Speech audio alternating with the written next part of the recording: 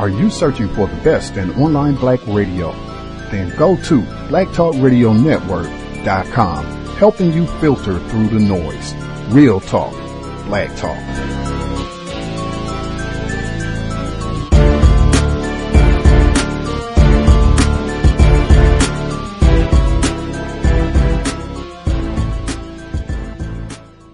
The internet is full of half-truths and all-out lies. We've all seen them, and many people on social media complaining about it. Here's your chance to show and prove. WorldAfropedia.com is a black-owned and operated encyclopedia. There are several thousand articles, but we need help. We can't uncover all the truth ourselves. So please, join us and become a writer, editor, or blogger for WorldAfropedia.com today. Every little bit counts. We owe it to the future generations to put the truth out there. Visit WorldAfropedia.com, the African-centered encyclopedia, a global database of African knowledge for the purpose of bringing about global African wisdom and understanding. WorldAfropedia.com.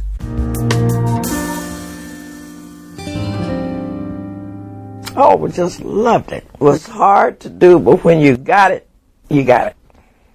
There was a right and wrong. See, in history, there was no right and wrong. There was a visible objective in mathematics.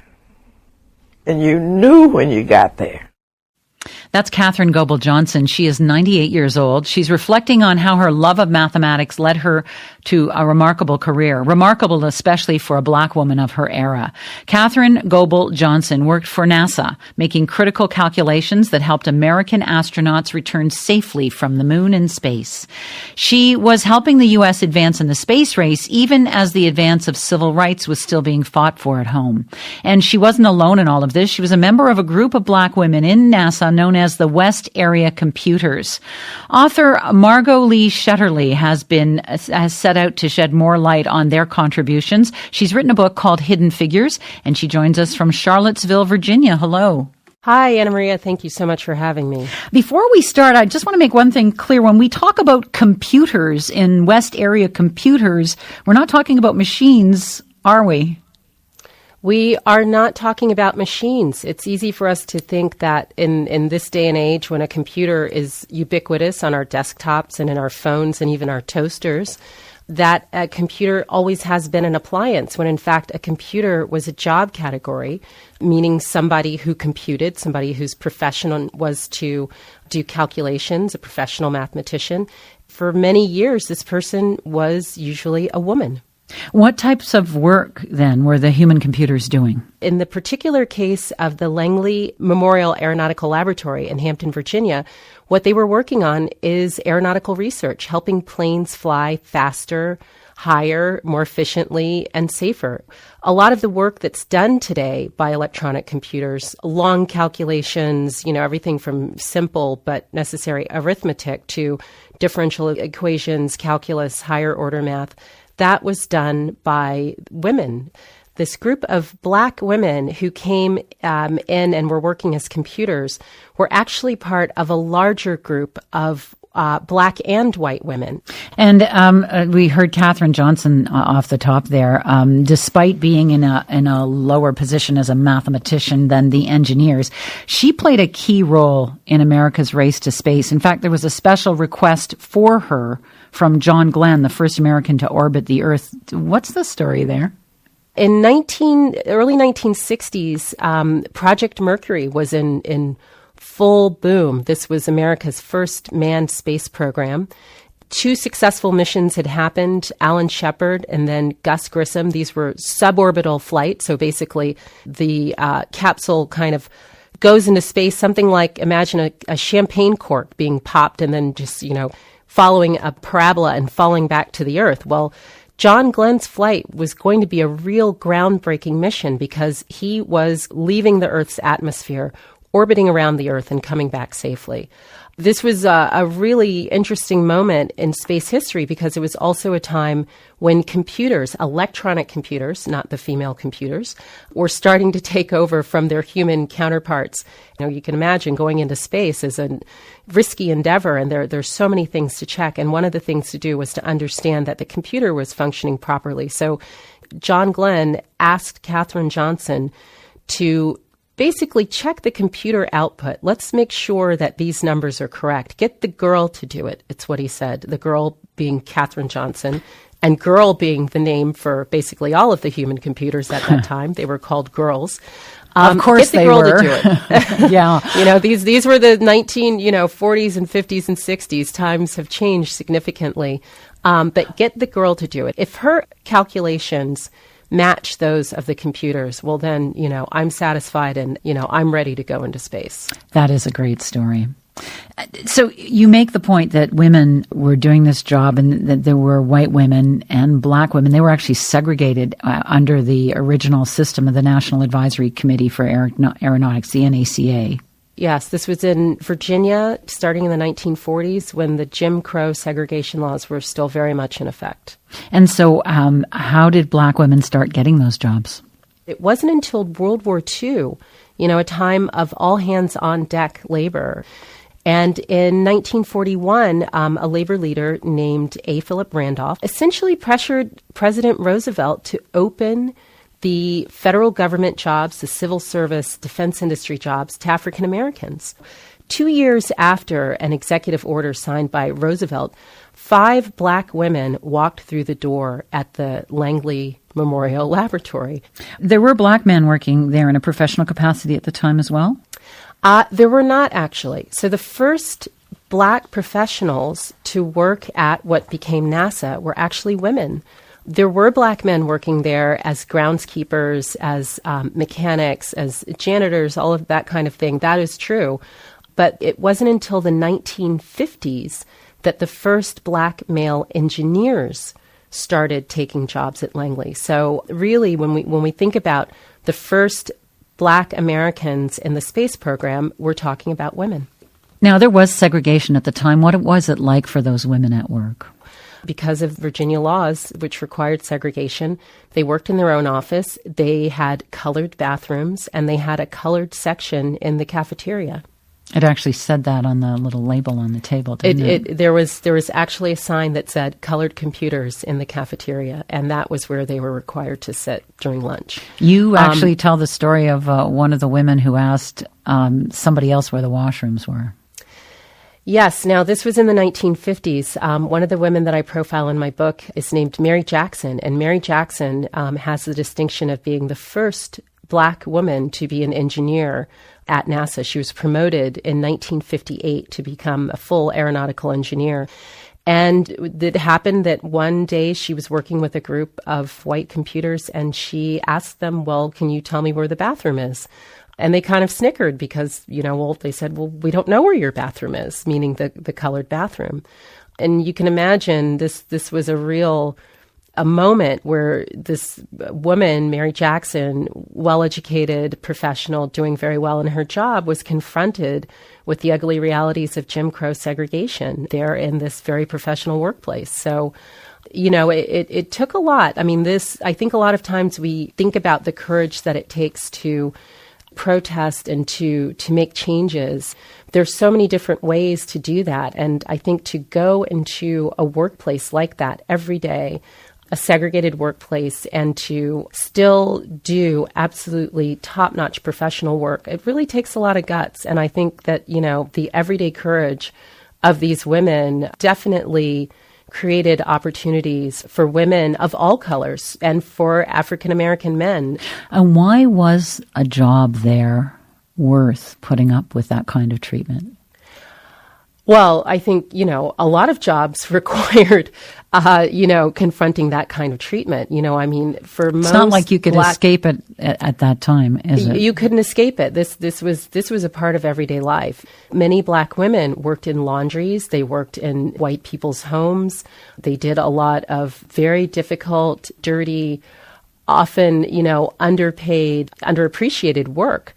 having a job like this, a professional mathematician, for most of these women, and for women in general, not just black women, but for all women who were talented mathematicians who had studied math in school, the primary option was to become a math teacher. And so having a job as a professional mathematician and in one of the highest level scientific organizations in the world, well, I mean, that truly was a door opening on an entirely new way of living and working. I mean, this was a huge opportunity for these women. And, they were determined to do anything they could to keep those jobs. A few years later, Mary Jackson has a confrontation with a white male boss, John Becker, who tells her that some calculations she has done are incorrect. What happens then? Mary Jackson's division chief, John Becker, had given her a set of numbers to compute. She did the work and she got the results. And he questioned the numbers. They just didn't look right to him. So they went back and forth over the numbers. And it turned out that he had actually given her the wrong data as input. So her output was correct based on the input that he had given her. To his credit, he apologized to her. And needless to say, Mary Jackson enjoyed an increase in status among all the female computers for, basically facing down the big boss, and someone who's very, very well known in the aeronautical research world, and sticking to her guns, an African-American woman in the still segregated South. And yet, she had the soul of an engineer. That's one of the things that her immediate boss recognized about her and really supported her in terms of getting into an engineering training program. Margot Lee Shutterly, stay with us. We have someone else with us who has firsthand experience working at NASA. Christine Darden is African American. She joined NASA in 1967. She worked primarily as a researcher and project manager, mostly in the field of sonic boom minimization. She is now retired. She's with us from Norfolk, Virginia. Hello. Hello. How are you today? Well, I'm well. It's good to talk to you. Does listening to this bring back memories? It absolutely does. And I've actually learned a lot since Margot did her research and wrote her book. Because you were the next generation to come in. I was much later than most of those ladies, yes. Well, we were just talking about John Becker, the boss. You also had an encounter with Mr. Becker. What issue did you bring up with him? Well, I brought up the issue of a female coming in with a certain background, and when I went there, I had a master's degree in applied mathematics, being put into the computer pool, which tended to be fairly dead end as far as job progression. Rather than in an engineering section where men with identical backgrounds were put and they began to work on their own projects and write reports and move ahead. And it turned out that a young black mathematician and I had been hired at the same time. And he had come in at a lower grade than I had and had been promoted twice. And I had not been promoted at all. I was doing pretty much work for someone else, and I think my name only went on one report while I was in the computer office, sort of in a support role. I was second or third author. And so when I found that out, I really, became dissatisfied and got enough energy to go approach Mr. Becker and ask, because I had actually said things to some of the other bosses, and they told me, I couldn't move out, I couldn't do this. And he was supportive. I actually got a pretty fast promotion after my visit with him, too. Now, you also began studying for a doctorate in mechanical engineering while you were working there. What do you remember most about that? I didn't really know much when I went to Langley about what engineers did. And as they came into the office and I saw what they were working on, I said, gosh, I ought to be able to do this. I had a physics minor. So I did start taking classes. One of the frightening things about it was that I knew I would be in school with primarily all white males. That was frightening for me because I had grown up, all of my education had been in a segregated environment. As I was growing up, we always heard we were going to have to run really fast, faster than everybody else. We always heard that I guess white men were smarter than we were. That was sort of the attitude that was in the community. And so the idea of going into a class with them was sort of frightening, but I said, I'm going to do it. And sure enough, when I went into my first class, there were about 7 white males and me. And I don't think anybody really spoke to me. What year was that? That would have probably been about 1973 or 73 or 4, yeah. And so after the first test, I had done very well. And I guess we could see each other's papers sometimes. And so a couple of the guys in the class came over and said, hey, we were wondering if you'd be interested in joining our study group. And so I said, sure, that would be great. And that sort of melted the relationship between me and the people in the class. And most of the folks, I could talk with and we could discuss issues. Maybe 1 or 2 I never had much interaction with, but I very much felt a part of the class after that. Wow. You should see me smiling as you tell that story. Context of White Supremacy. Gus T Renegade in for another broadcast, hopefully to share constructive information on the system of white supremacy.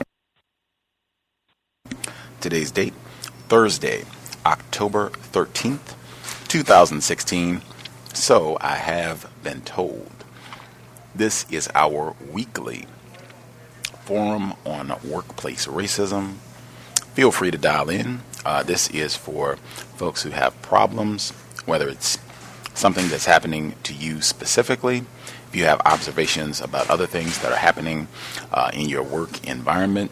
Certainly, anyone who has figured out strategies, techniques that work, minimizing problems with other non-white coworkers, other white coworkers, neutralizing racist activity on the job, you should be one of the first folks to dial in. If you have figured out some things that work, we certainly could use constructive information to help us improve our situation on the job. I think that probably most folks here would sign up for that. The number to dial, 641-715-3640. The code is 564943 pound. Press star 6 if you would like to participate.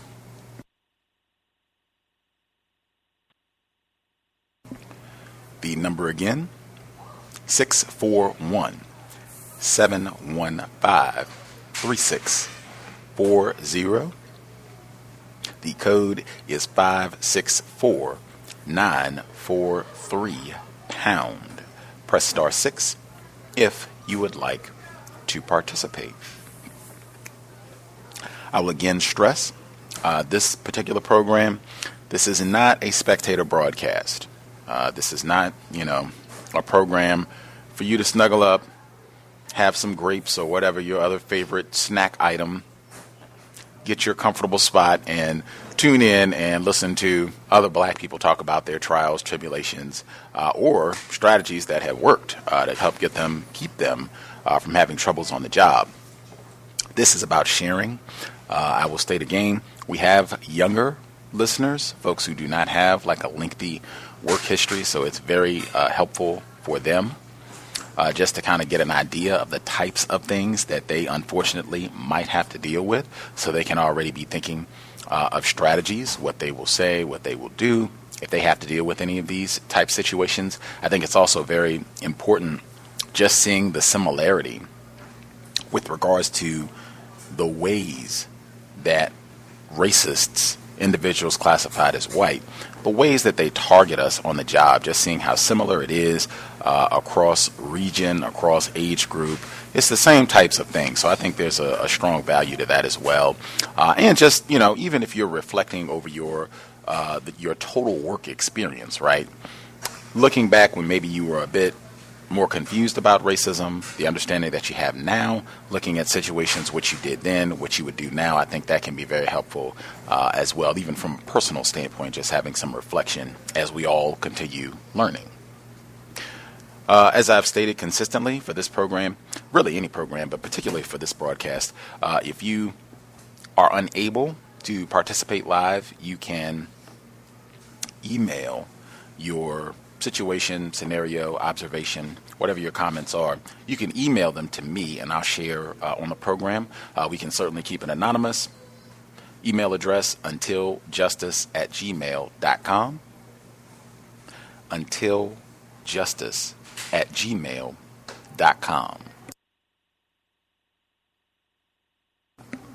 If you send it to that account, I'll keep an eye out as we progress through the broadcast, and I will read as we go. We had quite a few folks who wrote in since last week's workplace racism, so I will share some of these at the beginning. If I can't get them all in at the beginning, then I'll just sprinkle the rest in as we proceed.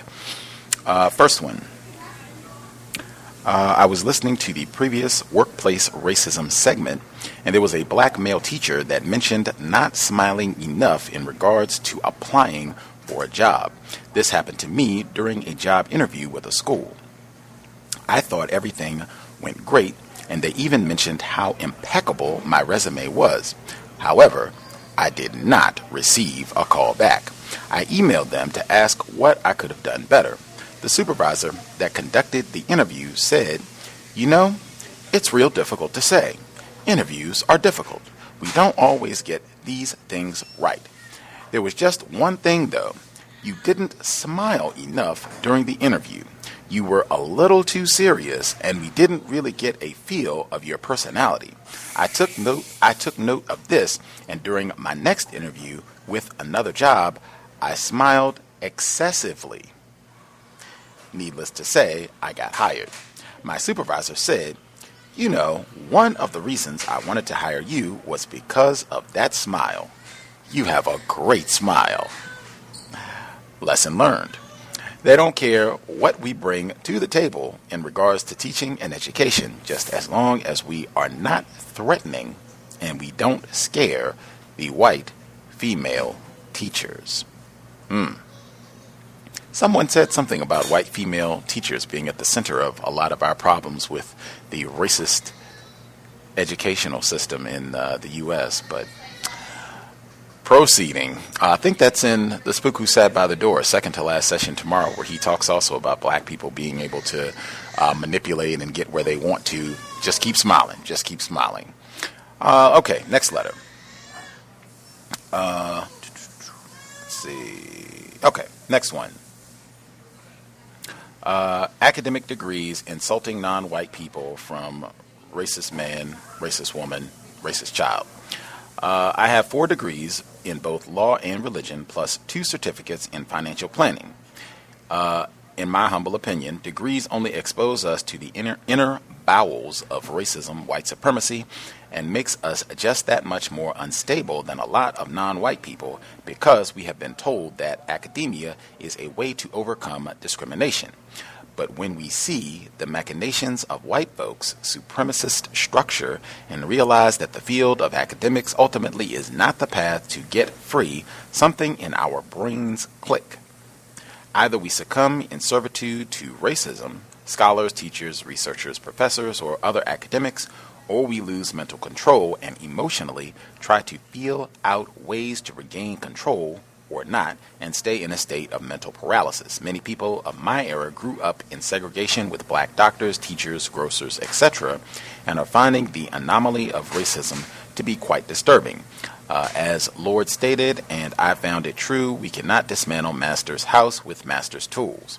I went into law to escape racism, white supremacy, white people in my financial services job. I went deeply into African American religion to escape racism, white people in the courts and arena of law, where enforcement of written and unwritten white supremacy rules are extremely palpable, but I kept my law license. And I left the field of religion to escape those African Americans in denominational name only, who sanctifiedly support racism in order to keep the appearance of independence. I tried to escape, I guess, to seek the comfort I felt as a youngster in the socialization of being exclusively around our own. As I may have told you before, I thought and sold Mr. Fuller's book 3 times before I achieved the aha moment. We'll conclude there, just kind of some of their observations over their time working, and how a lot of us, I think, end up being fooled, thinking if we get the proper certification or obtain the correct degrees that racists will do right by us, and frequently, generally, always, that is not the case. Next report. This is actually about the commute, and I've touched on this before. I think Roz and some of our other callers have talked about things that they have to encounter on their commute to work. I was able to check out the archived program with Natasha Marin, which was informative. The portion addressing white people's shameless mooching was something that made me think of my commute home. White panhandlers occupy the prime real estate along the high-end Fifth Avenue in New York City from at least 47th Street to 34th Street. They post up alongside bank, pharmacy, and fast food entrances, among others. Just yesterday, I was in Duane Reade to pick up something for my wife when a white female approached me in the candy aisle. I had my earbuds in, but without the sound, so she began to hover around me and speak in a cutesy tone to get my attention. She says, "Excuse me, Mr. Handsome Black Man, I work at this bistro next. Can you hear me?" I was trying to ignore her a bit, but then I pulled my left earbud out, and she then says with a weird smile, "Oh, nice wedding ring. I'm from the bistro next door. Do you have $3 so I can get some candy because my blood sugar is low?" I stared at her for a second or two and calmly told her I don't carry cash and watched her change from a floating fairy to a grumpy ogre as she stomped away from me grumbling. Ugh, nobody does. She then spots an older non-white woman and began to ask her for more money, but to no avail. I noticed she didn't bother to ask any of the white people who were in the store, and she soon exited. I believe if you add up enough of those small requests that white people ask of non-white people constantly, you would have a million sites like reparations.me. I agree. Last one, I think I can get this one in too.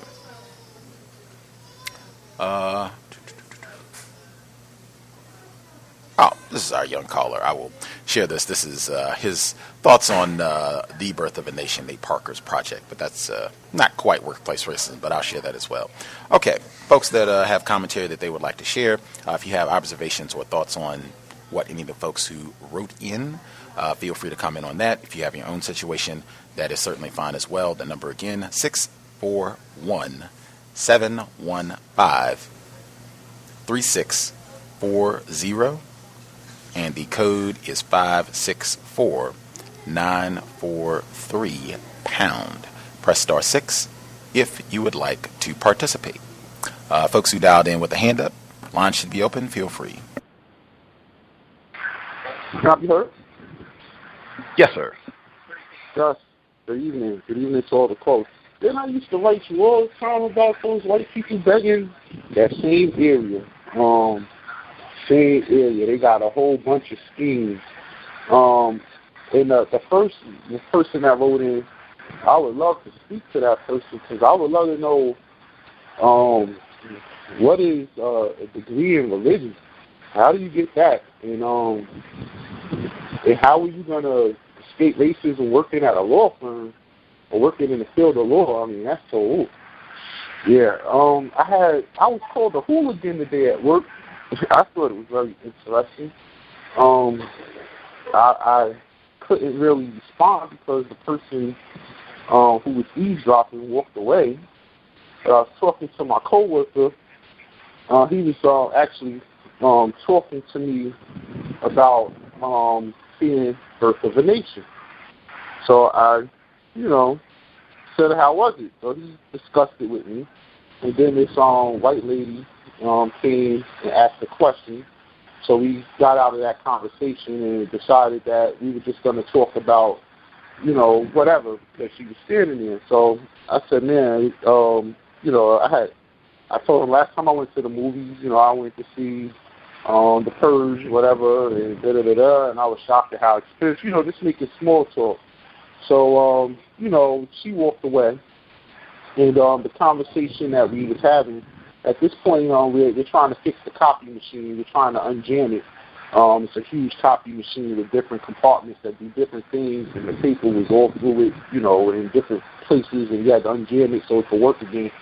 And I told him, when I was young, how we used to sneak in the movies, when I was growing up, never had to pay for the movie. So then he went into the conversation on how he used to do it in Brooklyn, that he grew up. And the white lady must have came back, and we were on the floor, trying to unjam the machine. And she says, "Oh my gosh, you guys are hooligans," and walked away. And I said, "Ain't this some mom?" And he said, "Oh, don't you start." I was like, I can't go out and look for her now, but I wish she would have stayed there. I would have asked her, "What's a hooligan?" I would have got into a conversation, but that kind of, threw me off today. Also, another problem I've been having at work, and this is to me a classic case of racism. The person who didn't want to properly train me, what she does is, to me, she takes advantage of her break situation, and I cover her breaks. So her break, she is a 2 15 minutes and an hour break. So she wants me to, I already told her she wants to dictate the time I'm supposed to cover her. She didn't do that with the guy who was there before me. But, so I appeased that. Because, who am I going to go and say something to? I'm a temp. So what I noticed she does is that she takes her 15 in the morning, and she doesn't take a 15 in the afternoon. What she does is she takes her lunch, an hour and 15-minute lunch. And that's okay with the boss. So, okay, that's what she does every day.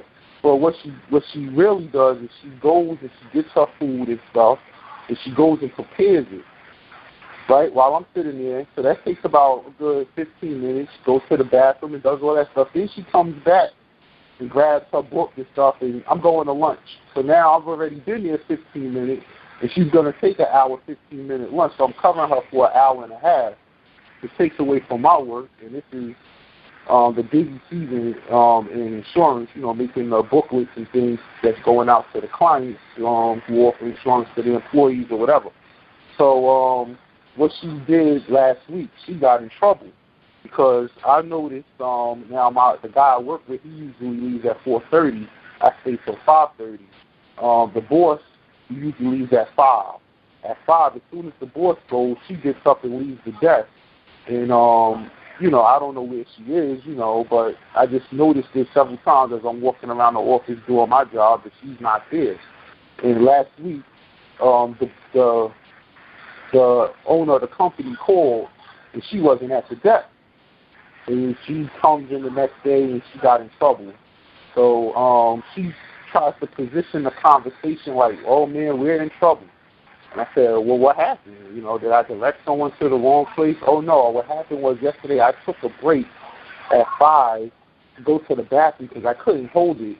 And the owner called, and nobody was there to answer the phone, so he had to call the boss, and, either way, they called me in the office today, and, so now we can't leave the desk." I said, "Well, I don't never leave the desk, so I don't." So she says, "Well, now, from now on at 5, what I want you to do is come and cover me so I can take a 15 to go in the bathroom and do what I have to do." So now I'm covering her another 15, so this is an hour and a half plus 2 15, so this is 2 hours of break she's getting, during the day, which I think is ridiculous, but it's no one to complain to because I don't want to be the complainer, being that I'm a temp, and it's so it kind of really pissing me off because the guy who I work with, she's taking advantage of you. I would say, but he's been there. I can't just say something. The last thing I wanted to say is I got a call today from the other job I've been trying to get, and they want me to start Monday. The problem is that they want me to start, it's a night job, working at the hospital overnight. And my plan was to keep both jobs. But they need me to train for the first 2 weeks during the day.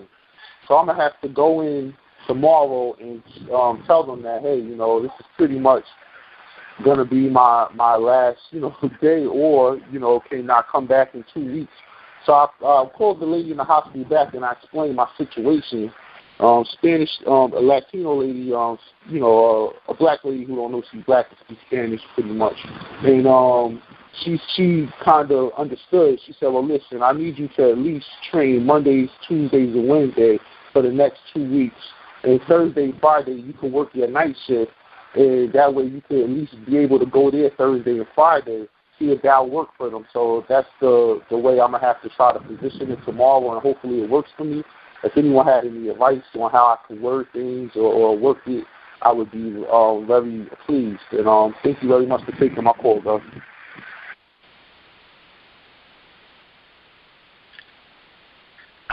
Okay, I have something. So I just have some advice for non-white people.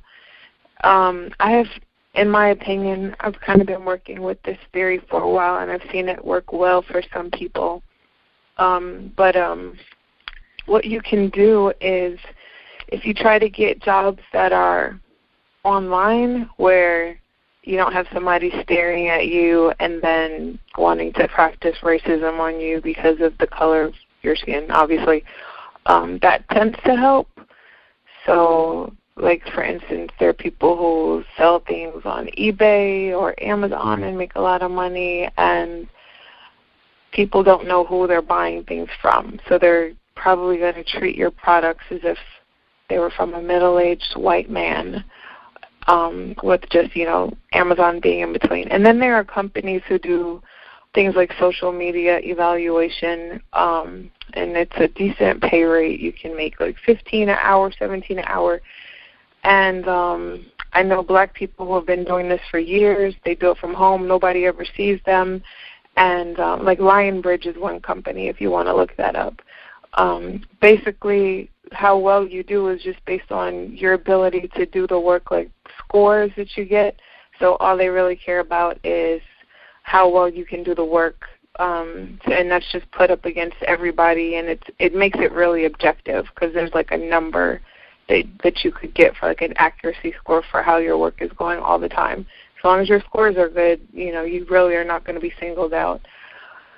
And there's a lot of different things like that, like people who do like the proofreading, copywriting now online. There's a lot of jobs where you can be anonymous. Will help you to kind of compensate for the system in place. And then I have a question that I was debating whether I was going to speak on or not, but if anybody following up wanted to call in and give me advice on this situation. I feel like I'm having a teacher practice racism against me in a school situation, which I feel like is kind of related to work, because it's going to affect my career and everything. But basically, in order to pass this class, I had to get a 75 on this test, and I got a 70.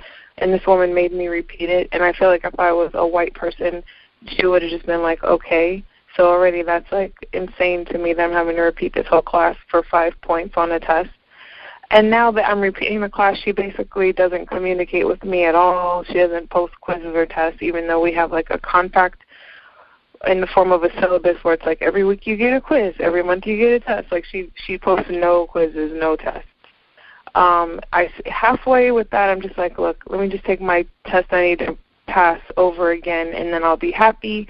But I'm worried that she might be using this, that she could twist this against me in the end, like, you didn't take any quizzes. And I'll be like, you didn't post any quizzes, because I go to school online. So, but in this case, they know I'm black, because when you take your test, the camera on your computer records you. Like, she doesn't respond to emails, things like that. And they have done studies that show, like, they will respond to a white male fast. And, like, if you're, like, black or female, they take their time responding to you. It takes her forever to respond to me. So if anybody has any, advice about that, like, how I can just get through this, if they just want to, like, speak on that, then that would be helpful. And that's all that I have.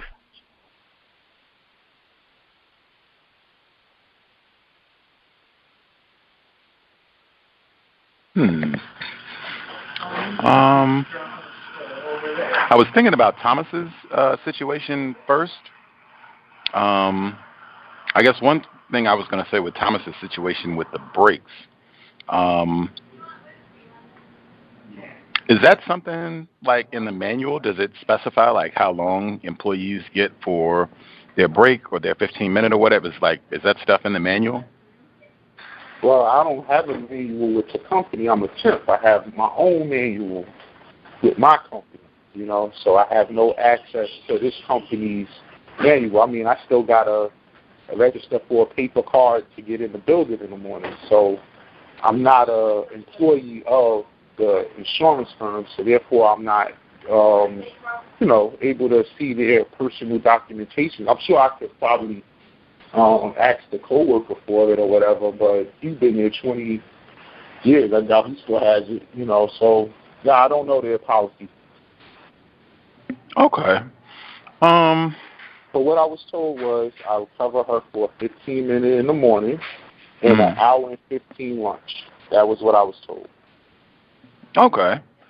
The person that told you that, depending if you want to address this at all, you could just ask them if this person is taking longer than the 15 and then the hour, whatever it is for lunch. This person is taking 2. Should I just cover, if he's taking longer than what you originally told me, just cover whatever she's going to take, or is this something that should be addressed, and see what they say?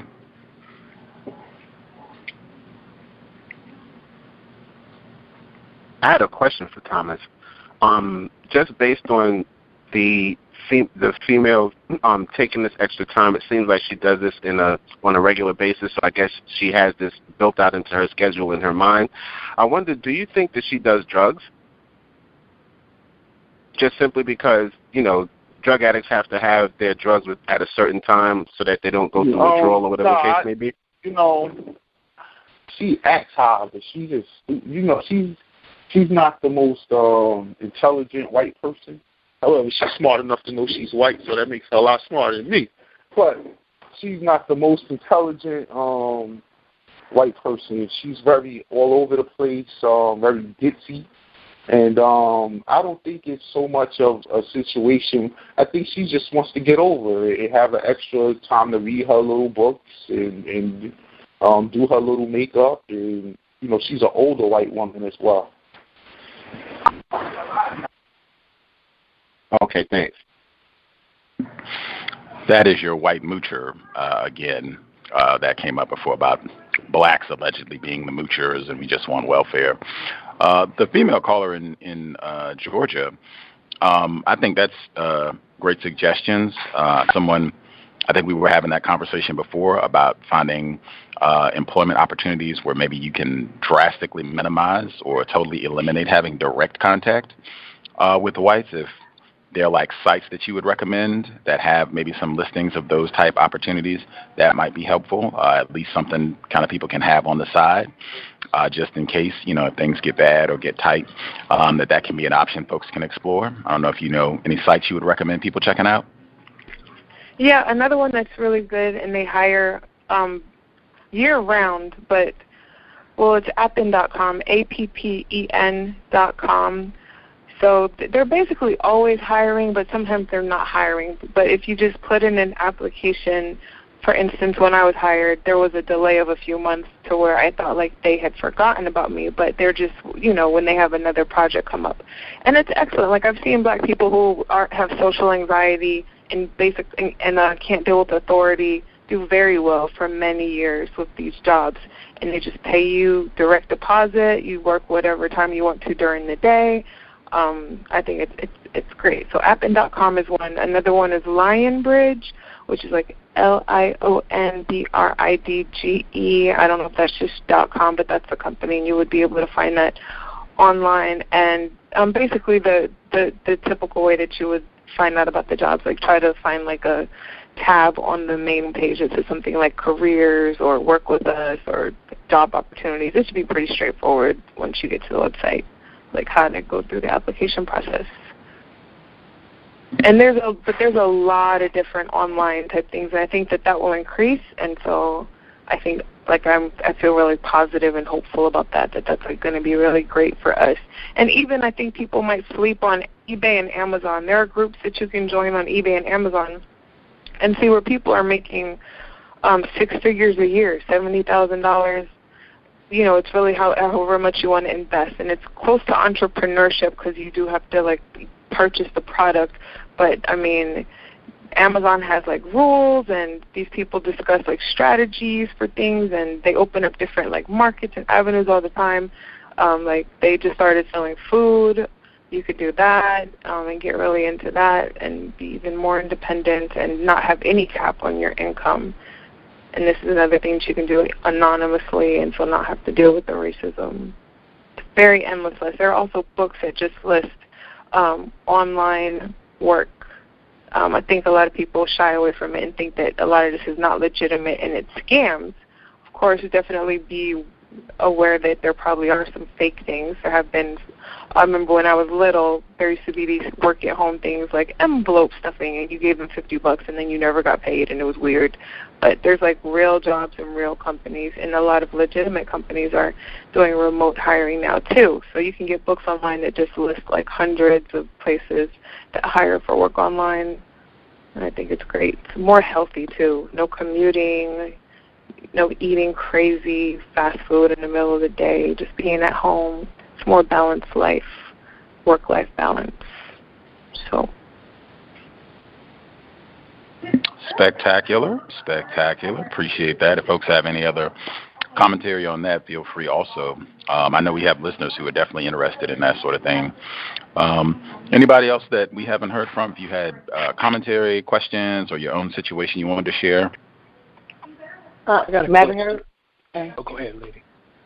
Oh, just real quick. Hello to you, Gus, the host, and to the callers and listeners. Just a comment to Thomas from New York, because he said he's a temp employee. I'm a temp too, so what I would suggest, Thomas, is that you address that through your agency. You have a manager at your temp agency. You need to talk to them and explain to them what's going on, and they will get in touch with her boss and let her boss know what she's doing, mooching, like you said, because it's like you said, you're literally relieving her for 2 hours while she's taking full advantage of you, so while she's taking an hour and 15-minute lunch, and then, at 5 o'clock, 5 o'clock she messes up and then comes back and tell you, oh my God, we're in trouble. Like, no, I'm not in trouble. You are in trouble.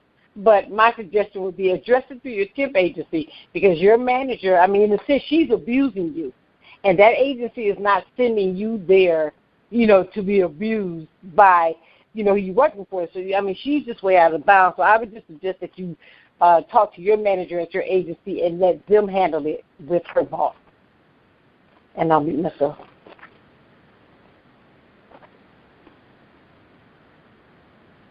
Yeah, I spoke to that lady once. And she hired me, and that was the last time I seen her. My check is up in my account, so I don't ever have a problem.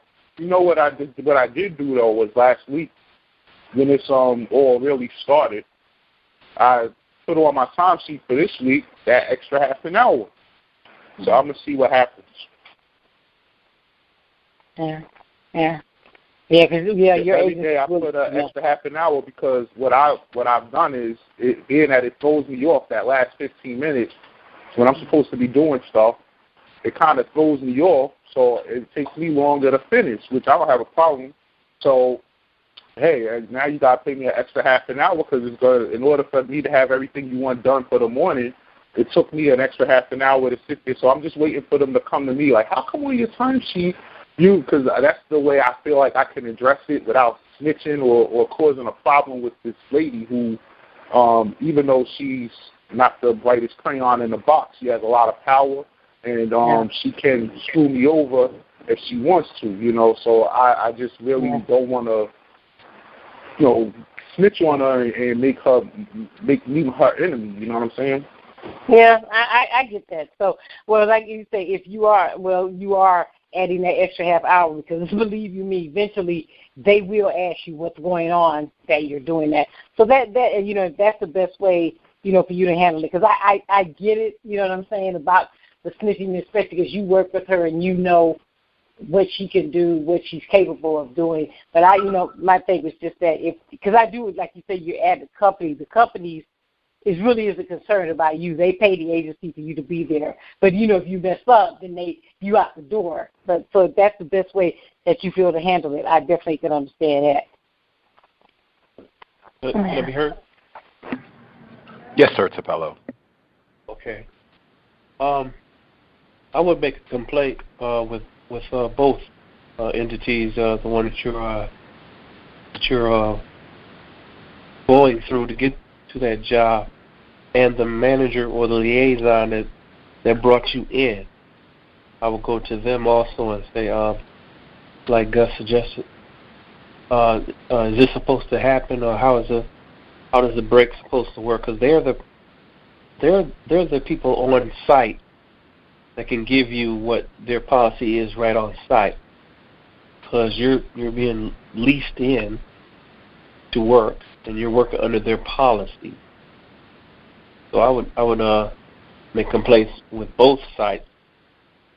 The one that you went through, the temp agency that you went through, I'd make a complaint with them, and I'd make a complaint with the person, with your immediate manager that's managing you on the site. I'll mute my line.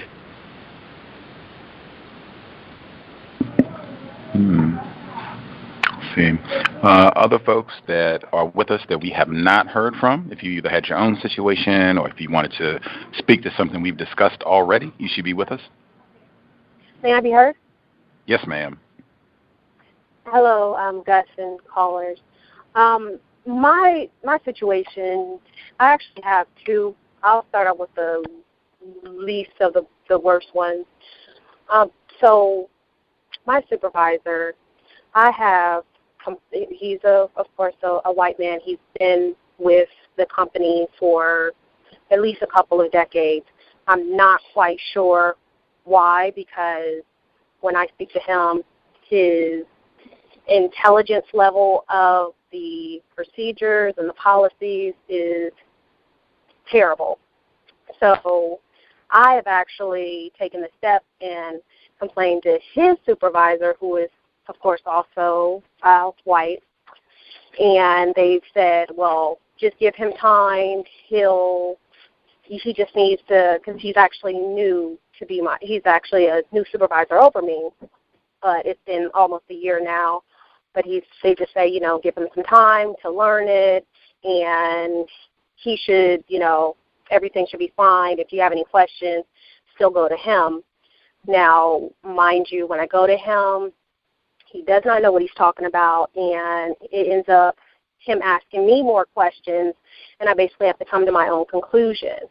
Well, recently on my work evaluation, I guess what you would call it, he had said, well, now, mind you, now fast forward, this is a year now. This man still barely knows anything, and he's still in the position. So on one of my work evaluations, he says, well, if you send me questions, because I email him a lot, if you send me questions, then I also need you to send me an answer, so that way, because he said something along the lines of, I am confident in your knowledge of the procedure, something like that. And I was just highly upset by that. And then on every other subsequent evaluation, it says that same thing.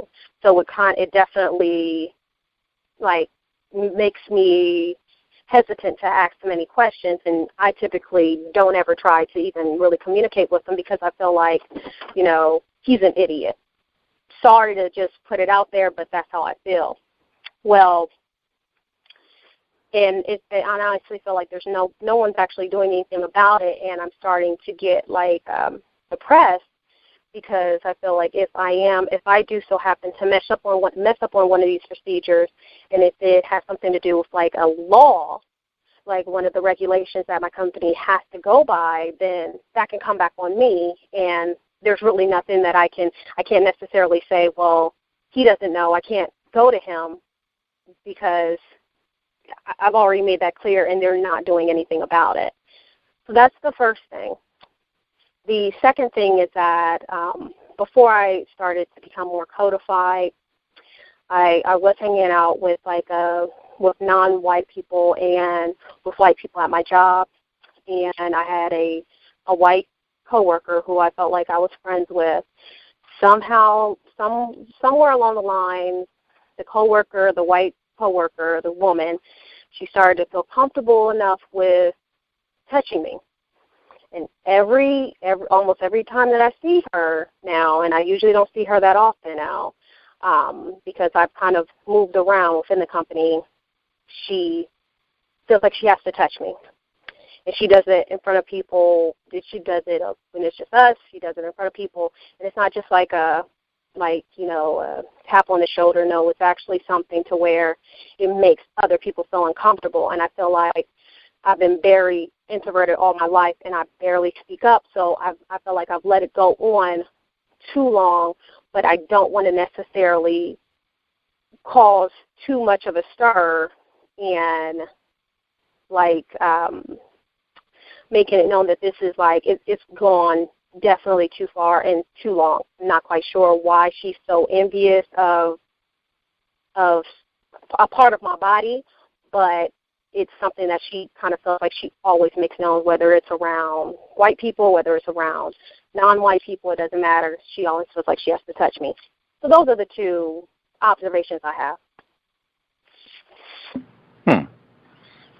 Fascinating. The first one, where you have this stupid guy who doesn't know what he's doing in the job situation, and you are, if I heard correctly, you said you're feeling depressed because you feel like you could end up in a situation where you get blamed for something, and you're not going to be able to say, well, I went to the person that you all hired that's supposed to be able to provide assistance for this, but he's an idiot. So you end up being blamed for something where you're not able to get help from this guy. Did I hear that correctly?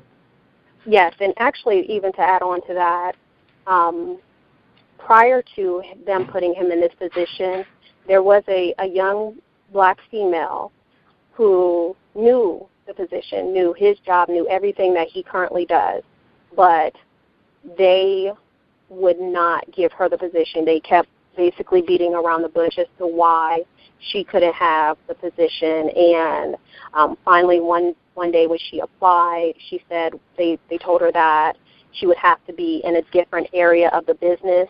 So she decided to withdraw her application because she wanted to be in the same area which she had a lot of knowledge of.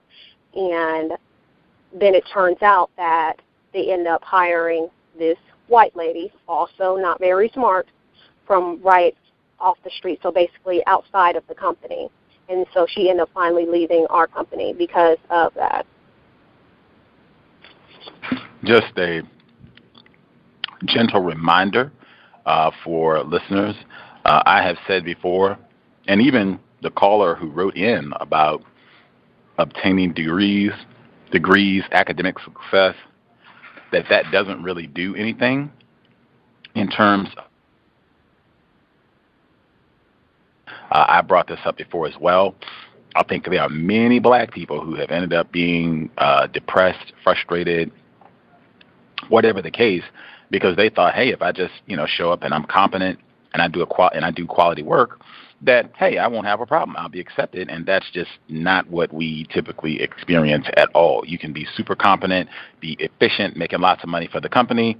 You're still just another nigger. I think it's important. I think anytime because if I heard correctly, the incompetent person in the position, they were basically saying like, oh, man, you're so smart and I trust your judgment and you know what you're doing. I am very leery when I hear that from anyone I suspect of being a racist, because I feel like that's the sort of thing where they try to lure us into being overconfident about what we know or how much power we have, so that then they can kaboom, drop the hammer on us. So I'm real suspicious about hearing that anytime, particularly from individuals who might be white. With the touching thing, people, listeners, if they remember our caller in the D.C. area where she called in over a long period of time to kind of share about this, where she had a similar thing where I think it was a white woman, older white woman, who kept hugging her, and she had even verbalized, like, I'm not comfortable with the touching. I really appreciate it. I have children, and I don't want to pass germs and all that stuff.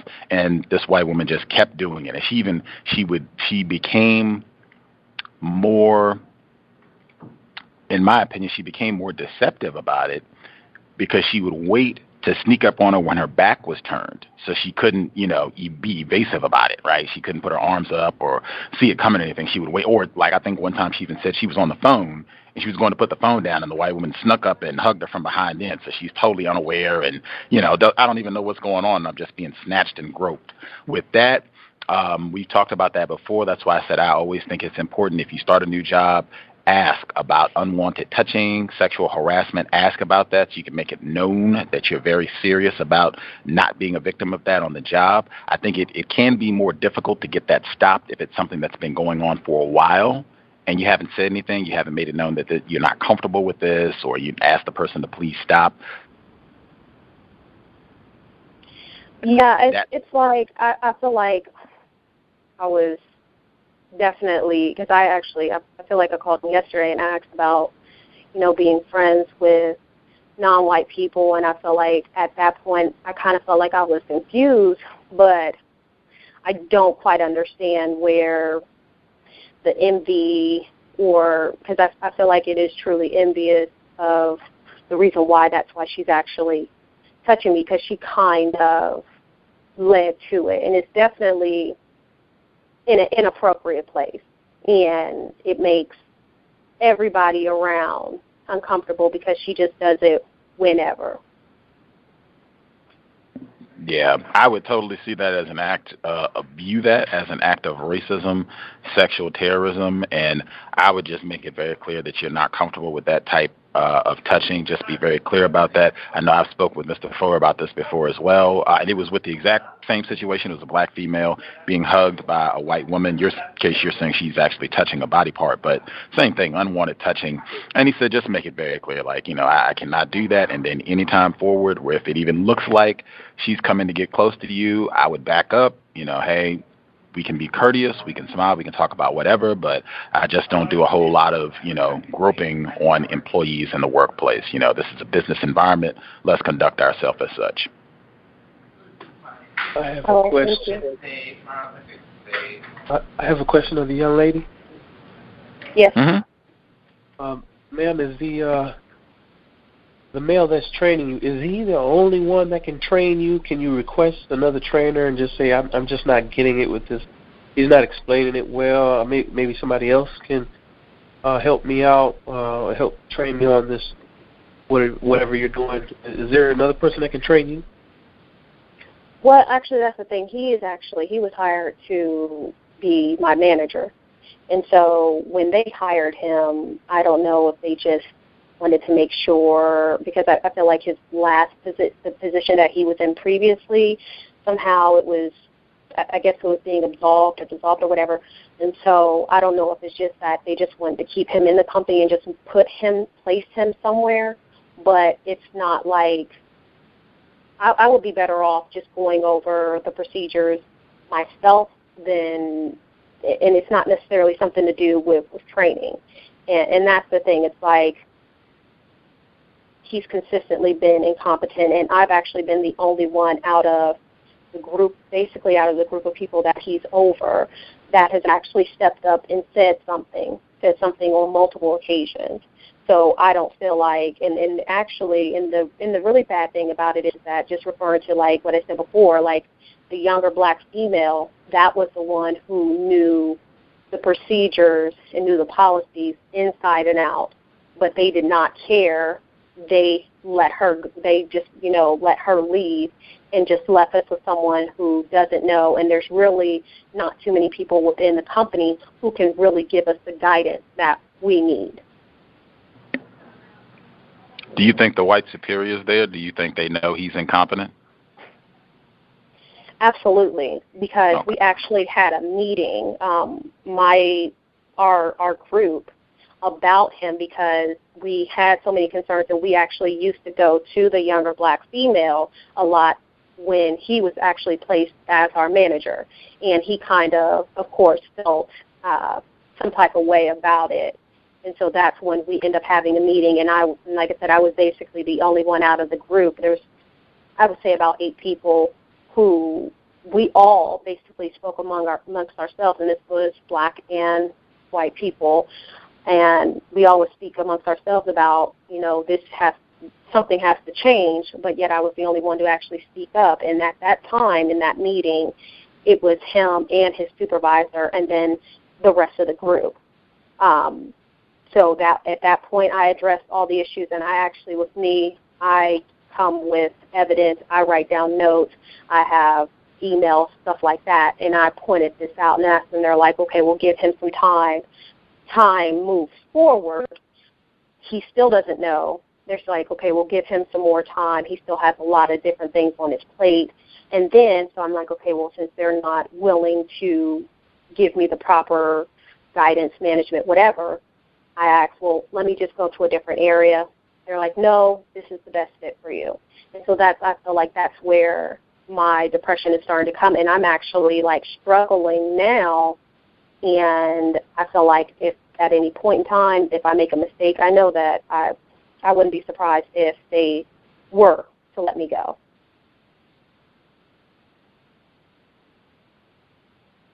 So if you make a mistake, you can always fall back on your incompetent training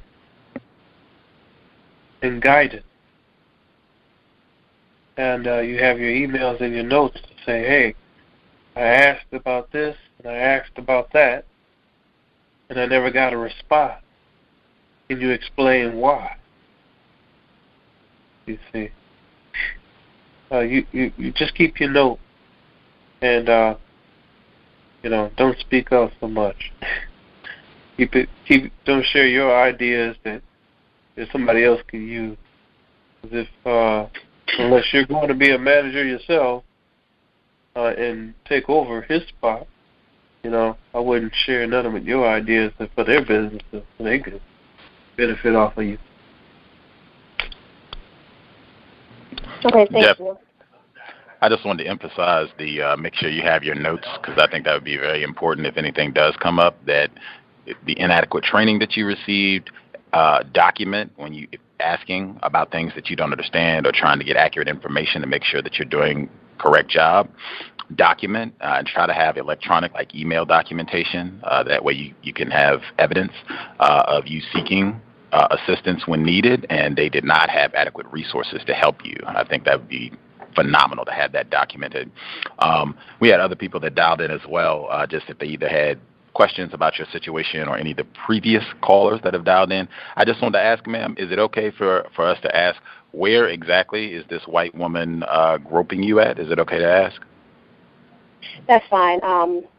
It's my chest. She's very envious of my chest. Not quite sure why, but there it is. What about sexual harassment? Exactly. And I would try to be immediate about that. And even if other people are around, that's even great, because then they're witnesses to just make it very clear this is totally incorrect and unacceptable behavior for the workplace. This needs to stop immediately. We can have a great working relationship, but let's make sure that we're conducting ourselves in a manner appropriate, becoming for the workplace. Does anybody have a suggestion they think would be better for dealing with this sexual terrorism? Isn't that a police report? It certainly could be, in my opinion. See, and that's the thing. I feel like I don't want to give away I'm trying to be more codified, and I don't want anyone to really know that I'm more codified. And really, it kind of started because of the group that we were in, and I was, for whatever reason, the butt of everybody's joke. And and I'm not quite sure why, but my appearance started to be part of the joke, and it was actually black men who were making fun of my body. And I guess that's kind of what opened up the door for that, because it's definitely, I'm not homosexual or vicarious or nothing like that, and the female, she's not also, and she actually, oddly enough, she's actually with a black man and been with him for a while. So, so I'll she's definitely keep that in mind. She's a real racist. I mean, she's with a black man. She's a white woman, you said. I would think that if a male was to grab a female's breast at the job, they would be sent out of the job that day. That's inappropriate. And I was probably, since you let it go on, I would say something to her first. Hey, listen, I really feel uncomfortable when you do that. You know, if you want to say be nice, hey, I still like you and everything, but, that really makes me feel uncomfortable. And after that, she does it again, that's sexual harassment. I spoke to her once. She still did it. And there's no way to justify that. A male cannot go and grab a female's breast at the job. That's just not going to happen. And I would imagine the same rule applies for females. Well, my job, a white female is getting practically half the department in trouble because she was looked at wrong. And she wrote a letter to HR department about how she was leered at. So if she can do all that, you're being groped. You're being physically touched. You should write that down, send it to HR, and handle that situation, nip it right in the bud. Especially if you don't feel comfortable with it, because that, to me, is a lawsuit. You should go straight to a lawyer, talk to them about it too, especially if they don't do nothing about it. I definitely like the idea about writing the letter. I'll definitely make sure I do that. And like I said, I mean, I definitely have a lot of witnesses because it was just actually last week. I just so happened to see her, and it was in front of two people that I don't really talk to, but they're in my area. And she just did it. And I'm like, it was just embarrassing. And every time she does it in front of people, it's like, I feel weird, to say the least. And then it also, just seeing the look on their face, and it's like, is this some type of freakish lesbian type of thing? And I'm like, I have to give them like a look like, I don't know what's wrong with this person. So, but I appreciate that. Can I be heard? Yes, sir. Greetings, everyone. I was just listening with the lady caller about her two problems. The first one would probably be more difficult to solve because I think on a lot of jobs they don't really keep a good track of training, and the level of it is not necessarily is going to be all the time good unless it's someone they really want to elevate to another status. That's just my thought. And I'm basing it on my experiences on a job that I retired from. It's probably going to be a little bit more difficult to solve that problem. With the second one, I'm probably not going to be codified because it looked like it's gotten to a point. I would seek an opportunity, and in so many untold terms, I would let that person know that you touch me again, I'm going to touch you somewhere. And I mean, that's just my thought, because actually, in reality, in a codified way, you have to really reach that right from the start. Right from the start, when the person is raving, I don't know, because that type of person is very keen on the type of person that they can approach in that way. They're from my experience, they're very keen. It's almost like a wild animal, and dealing with someone that they perceive as an animal that they can take advantage of because of some sort of quote unquote weakness. And I'm not saying that you have any of that, but that's what their perception is, that sort of thing. And it's already has happened. You'd be surprised about those quote-unquote witnesses. You'd be surprised about how few of them would be when it actually comes to some sort of situation, how few of witnesses you would actually have. It probably would dry up to zero when it comes down to it. You know, maybe if you got an immediate relative like a sister or somebody like that, they may stick around. But in my experiences within the people activity employment, that particular element dries up very quickly when it comes down to some sort of, especially when a white person is involved also. That has a lot to do with it also. Is the person in a supervisory position with you? The female, no. She's basically at the same level. Okay. I mean, as I mentioned, it's something. What comes to my mind is definitely it's not codified, and it's from my background, it's something that you don't see a whole lot of ladies doing. But there are some now. There are some that would do exactly what that comes to my mind what I'm sharing with you. But and they definitely would do it before a male would do it. But and any chance that I would get in a meeting, because you have employee meetings all the time, and someone of a supervisory position, because that's what they train them to do, to ask their quote unquote subordinates. Is everything going well for you? And or something, put it in some kind of question like that, and then hey,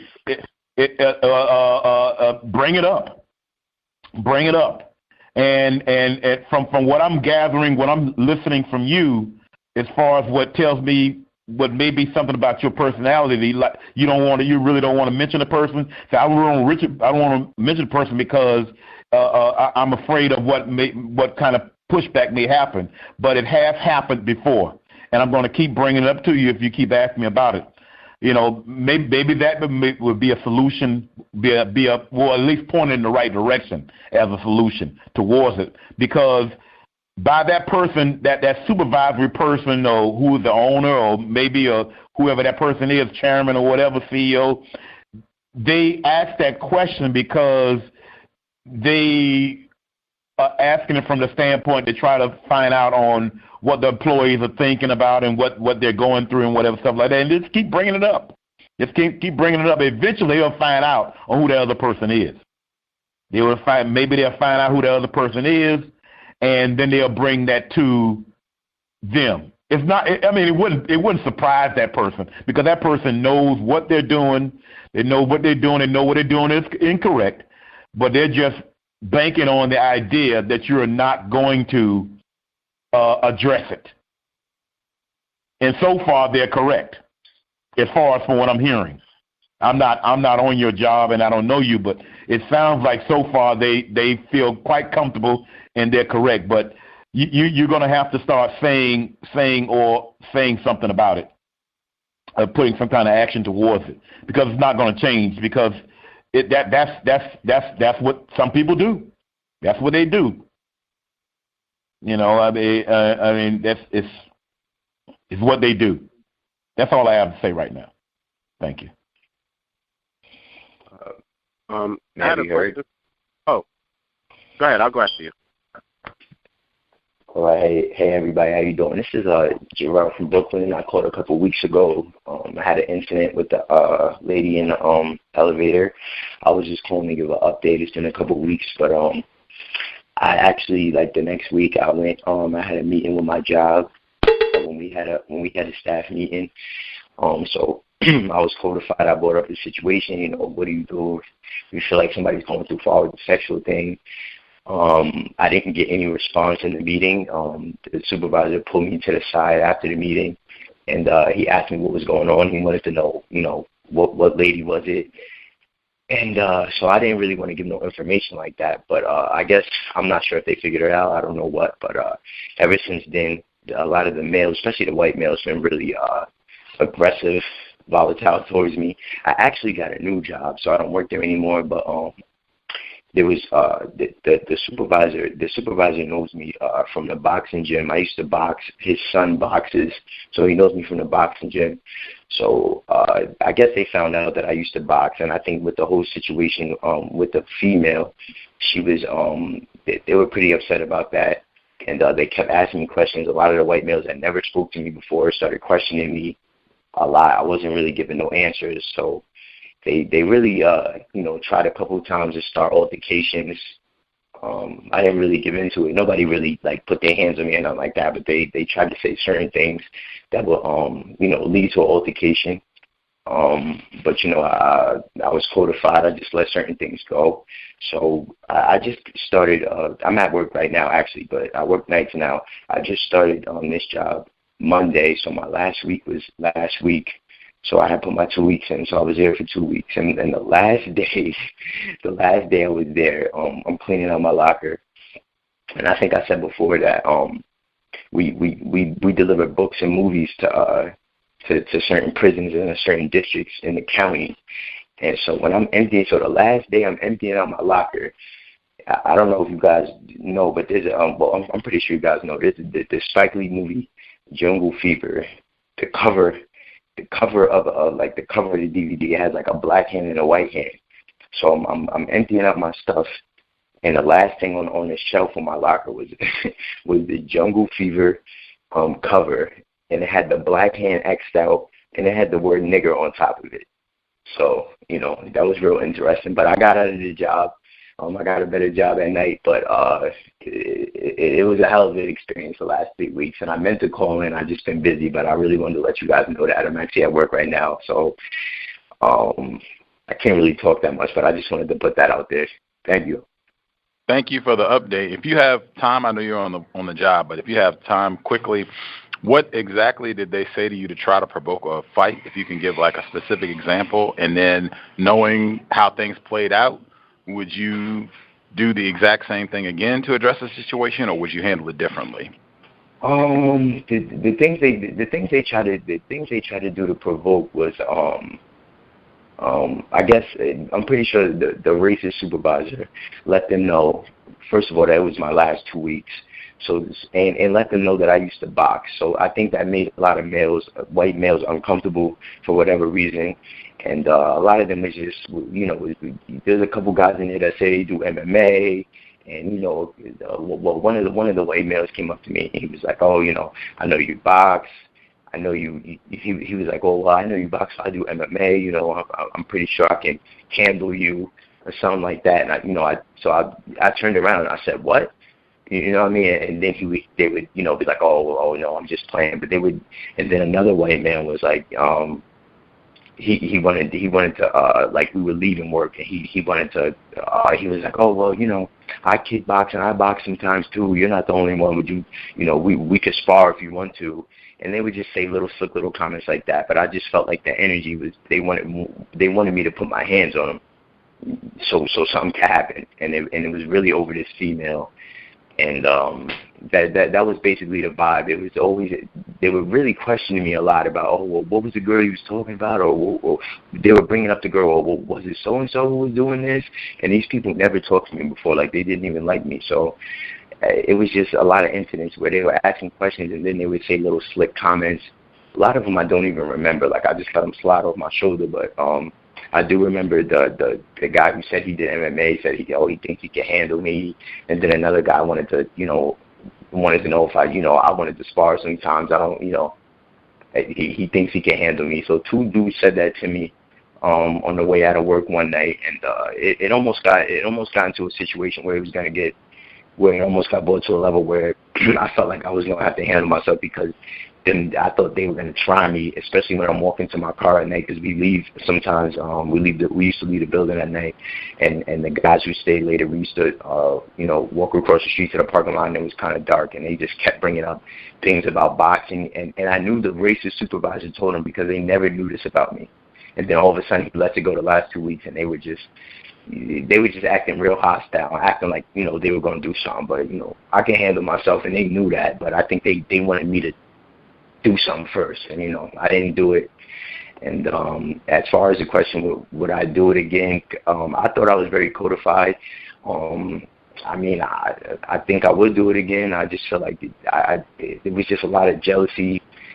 I don't know why I have no interest in white women, but you could just tell the mood changed after I brought that up. Like, it totally changed for the next 3 weeks. So would I do it again? I mean, I thought, you know, I did it correctly. I'm not sure. I think I would, though, if I had to. So I don't know. Definitely appreciate the update. Allison Manswell, she's a black female, and she wrote a book about workplace racism. I'm going to see if she has suggestions for sexual harassment, unwanted touching, how to deal with that, particularly if it's coming from a white person, white woman, or a white man in the job, to see what she says. But that's one I think we should be talking about regularly because it's so common. It seems like it comes up about once a week or so, some form of unwanted touching, petting, sexual comments, and just figuring out a way to deal with all that successfully. But I definitely appreciate the update, sir. Other folks have comments? I think, Roz, you were attempting to participate. Yes, I did have my own workplace racism incident, but I'll just say again, just for self-protection, that people can get something called a tactical pen. There's one that's about $19.95 on Amazon. It's called Hoffman and Richter. And I think it's Hoffman and Richter Stinger. And it's basically aircraft grade aluminum coated in titanium. This is an object that CIA and FBI agents carry everywhere they go. They can take it everywhere because it's an actual functional pen. But you can use it to put down somebody that's 300 pounds in seconds. You don't have to break your hand. You don't have to hurt your foot. It will allow you to take them down quickly and efficiently so you can go about your business. And it's something that I recommend, you know, for people to carry, especially females. I think it's something that's really good for you to have on your person because, like I said, you can take it anywhere, but it's something you can use, you know, for self-defense in a situation like that where you feel like you're threatened and you don't have to actually, you know, put your hands or whatever body part you would defend yourself with. You can use that instead, and it works incredibly. So I would just suggest people get their hands on one of those or some variation of that if you have the ability to do so. I think it could potentially save your life. I have a couple of interesting workplace observations this week. Kind of interesting. Earlier today, I was talking to a young black male who I've actually known for probably over about a year and a half. He's been there now, and I actually helped to train him when he first came to the company. So we were talking when he first started in the company. We would talk about just all kinds of stuff, and he told me about his background. I told him about mine, and we would just kind of getting to know each other. We both were into music. He's also is a musician as well, so that kind of helped to facilitate our bonding, I guess, during the time I was training him. And, you know, I just kind of threw a warning out there, you know, just be careful, you know, with these white folks because I saw some of the things that they were capable of before. And I said, just be careful, you know, don't put any real trust into them. And, you know, if they tell you something and it doesn't sound right, always get a second and or third opinion. That way you can kind of, you know, steer clear of any sort of, you know, potential negative situation. So he was like, you know, he kind of took it light and was like, you know, I always do all right, you know, and he really just didn't worry about what I said. And, you know, a couple of other occasions I said, you know, if you really want to just be codified in some form or fashion, just to make sure you're protecting yourself to be preemptive, to avoid any sort of negative situation.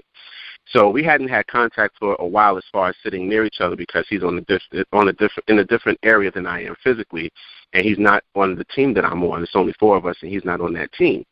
So today I was actually going out to lunch, and we bumped into each other. So when we see each other, we always, you know, give each other acknowledgement and speak or whatever the case may be. So he had pulled me to the side, and he was telling me about my direct supervisor, who is a white female who took over the job from the black female that I used to work under before. She quit the company, which was the best decision she ever made. From what I understand, she's doing well where she is, and this company is so horrific as far as just what's going on a daily basis. So he basically put me to the side, and told me about my supervisor, the fact that she's been trying to get him fired for at least the last 6 months. So I'm like, well, how did this happen? So come to find out, you can get the cowbell prepared. He told me that she had made sexual advances towards him on the job.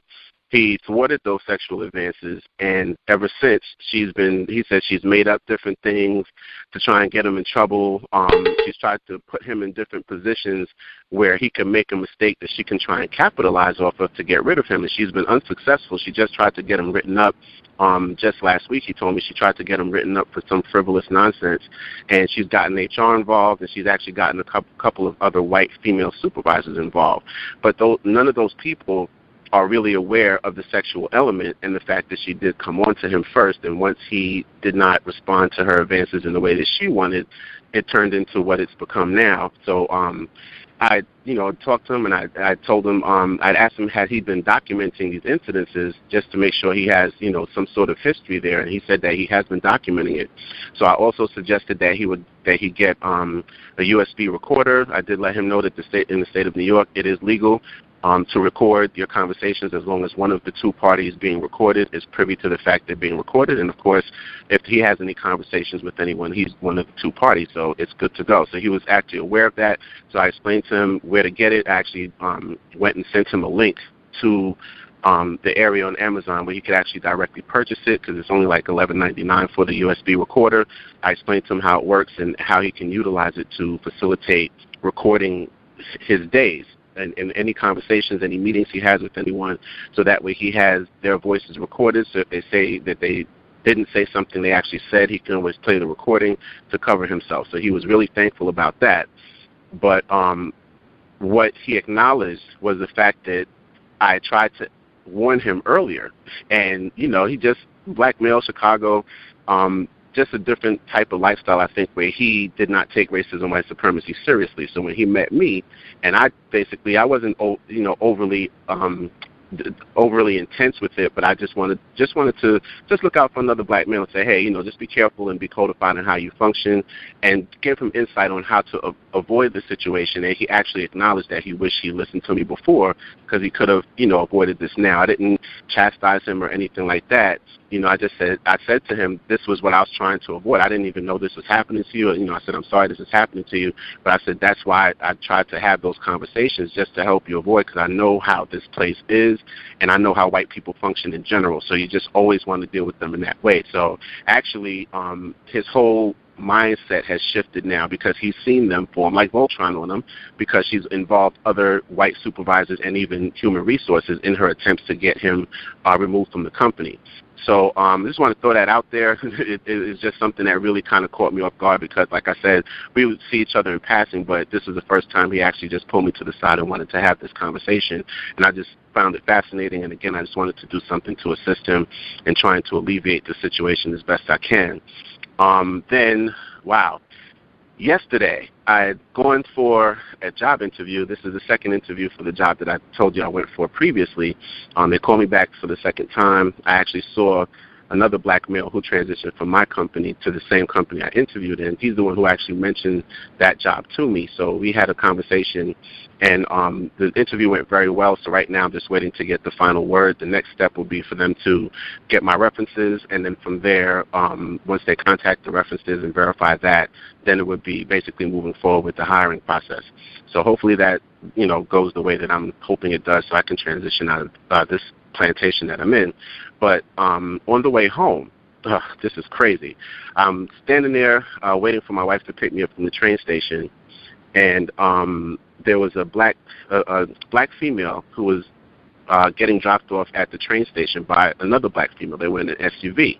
So they pull up right in front of me in order for her to get out of the car and then, I guess, prepare for the train to arrive. So there's a white woman in a car behind them, and she's beeping furiously as if the black woman couldn't move fast enough for her friend to move the vehicle out of her way. So once the woman starts beeping crazy, the black woman purposefully takes her sweet time. And then she says to her, you can't give me a chance to get out the car? What the hell's wrong with you, is what she says. So the white girl just literally, her windows were up, but you could hear her screaming and cursing through the closed windows. So then the black woman literally like told her, get out the car. She wanted to get physical. So I said, sis, you don't really want to do that right now. So her friend pulls off, and she jumps in front of the white woman's car. She said, now what you going to do? Hit me? And I said, no, you don't want to do that. So she ends up having a big cursing fest with this white female. And then she said, she started basically continuing to curse. And I said to the woman, I said, sis, I said, I totally understand why you're upset. I said, they're terrorists. I said, this is what they do. I said, I said, she's acting with you now as they've acted with us for 500 years. This is how white supremacists behave. Don't expect anything less from them. And she literally, she was talking to me from across the street, but I was able to just kind of talk to her and let her know, hey, I understood where you were coming from. And eventually the woman went to catch the train, and I just sat there and I thought to myself, because when I was younger, I would have done something like that too if one of them pissed me off. And I was just like, well, wow. I said, all it took was for that white woman to just get enraged and, just floor the pedal, and she would have been just massacred at that point. And she was willing to put her body on the line in order to have an argument with the racist about her rushing her to get out of a vehicle. So I just didn't think it was really worth it. But I did want to calm her down because she did want to have a physical altercation with the white female. So thank goodness the white female was scared anyway as far as just her reaction. She didn't want any trouble. She just wanted to curse the woman out and then go on about her business to catch the train, which is exactly what she did. But ultimately just the whole idea of putting your life on the line that way with a white terrorist, very dangerous, very, very dangerous. And then today, the same supervisor who my coworker had the issue with, I had a discussion with her today because I called out yesterday in order to go to handle the interview. And I have FMLA. So my supervisor does not know that I have FMLA. I just acquired it in August, about mid-August of this year is when I started the process, and then by mid-September is when everything was completed. And the type of FMLA I have is what they call intermittent, which means that I can call out if I don't feel well on a given day at any time, and take that day off or a partial day or whatever it is. And basically it'll be, I have a total of 468 hours that I can break up in any which way that I'd like in order to facilitate the FMLA. And then usually it runs concurrent for a year. So after a year it resets as long as you don't go over those hours. So she had come to me because I had taken off recently because I really wasn't feeling well. But yesterday I took off because I wanted to go to the interview. So she had written me an email asking me if I went to the doctor to bring a doctor's note because she said that I had a previous absence that was considered negative, but this is because she didn't know I had FMLA. So then I wrote her back and I told her about the condition I have and, then not the details about the condition, but the fact that I have a medical condition that facilitated me getting FMLA. And at that point, she was like, oh, wow. And, she tried to be understanding and empathetic and whatever it was. And then she said, well, I really didn't want to have to go to a write-up process. So, I was just worried about it, so I wanted to make you aware. So I said, well, actually, I should have made you aware of the FMLA thing. I really didn't think about it. So I just said, well, I apologize. I didn't let you know. But I said, yeah, it's okay. So then she asked me if I wanted to use just take the time off as unpaid, or if I wanted to use like my vacation time or whatever the case may be to cover the time that I was out, so that way I don't lose money on my paycheck. So I said, well, you can use the vacation time because I'm working on transitioning anyway, so I'm not going to really need vacation anymore, even though she's not aware of that. But ultimately, then again, she had a potential in regards to potentially harassing and terrorizing me, but due to me being preempted with the FMLA, I was able to protect myself from even her attempting to, even though that wasn't her approach. I don't trust her anyway, and after what my coworker told me, I really don't trust her. So those are my workplace racism incidences, and thank you for listening to what I have to say. I'll mute my line. Appreciate that, Roz. Black self-respect, trying to help out another black coworker and just trying to give him some suggestions, the importance of being serious, suspicious, that we do have enemies in the stalls next to us, office next to us. The first incident that you shared with this black male being terrorized, I guess he thwarted the advances that were made towards him, and then she on white team to participate in abusing and mistreating this black male. That's why I think it is so important to talk about sexual harassment on the job, because that situation, it can go bad any way that you deal with it. If you decide to say nothing, it can just escalate, and you could just have to deal with being sexually groped, molested, fondled on the job for however long you stay there. You could just try and address it with the person that's doing it directly, and then they can retaliate and just try and go and get their friends and turn it around. Even if they don't bring up what they've been doing in terms of sexual harassment, they could just try and get you fired or get you in trouble or written up.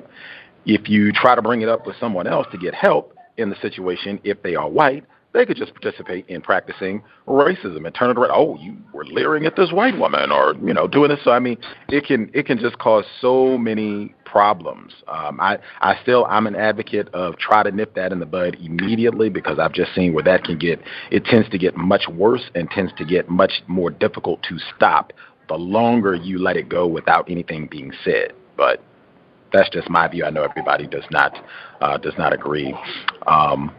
If other folks, if they have commentary they would like to share, feel free to chime in. The number to dial, 641-715-3640. The code is 564943 pound.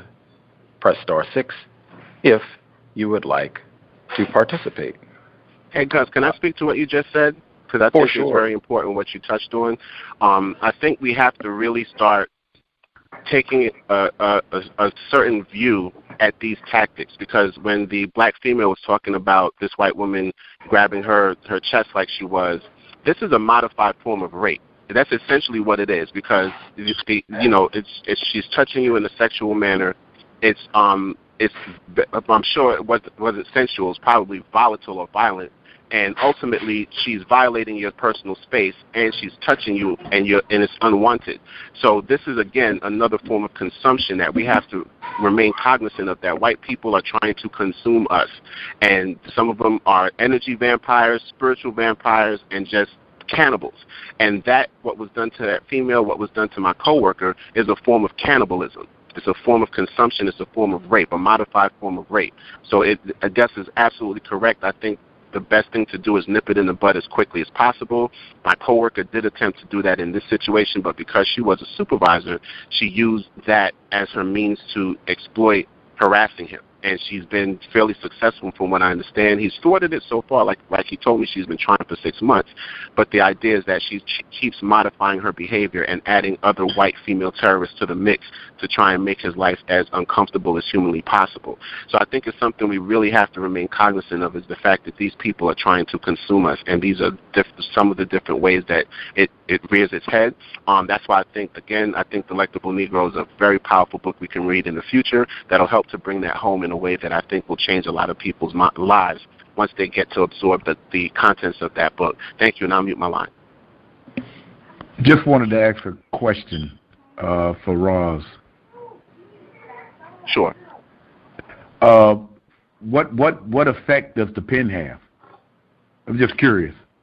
The pen, what it is that it's because it has like a dull point to it, so you can actually use it to break out of a car in an emergency, like to break a window if you're stuck in a building or stuck in a car. So whenever it hits a specific spot, it gives a concentrated blow from a piece of metal. So if I hit someone in the head, it will probably fracture or shatter their skull. If someone grabs me on the hand and I slam it on their hand, I'll break their hand. So basically, anywhere you put it, they're going to have such intense pain, or you're going to break something or fracture something. So the idea is that the whole use of it is not to have any prolonged battle like you would see in a movie. It's to take them out as quickly as possible, lay them down, and get the hell out of Dodge, so that you don't have to deal with any potential further contact with that person. So really, it's something that you can use to completely disable someone extremely quickly. You can hit someone in the jaw and shatter their jaw, because it's a concentrated blow from a piece of aircraft-grade aluminum coated in titanium.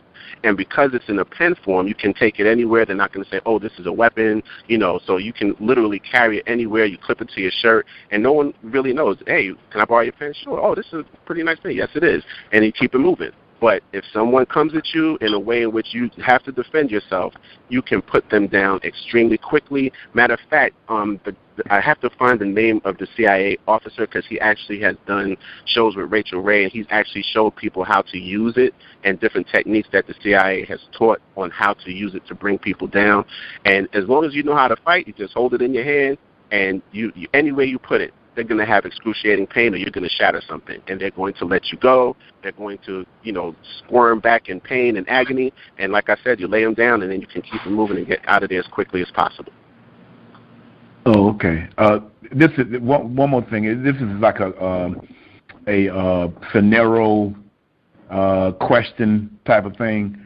On the job, if a male, let's say especially if a black male, right in front of a lot of people, gropes a female. It don't even have to be a white female, non-white black female, and she reacts by slapping him in the face. Would it be any type of employment pushback when something like that happens?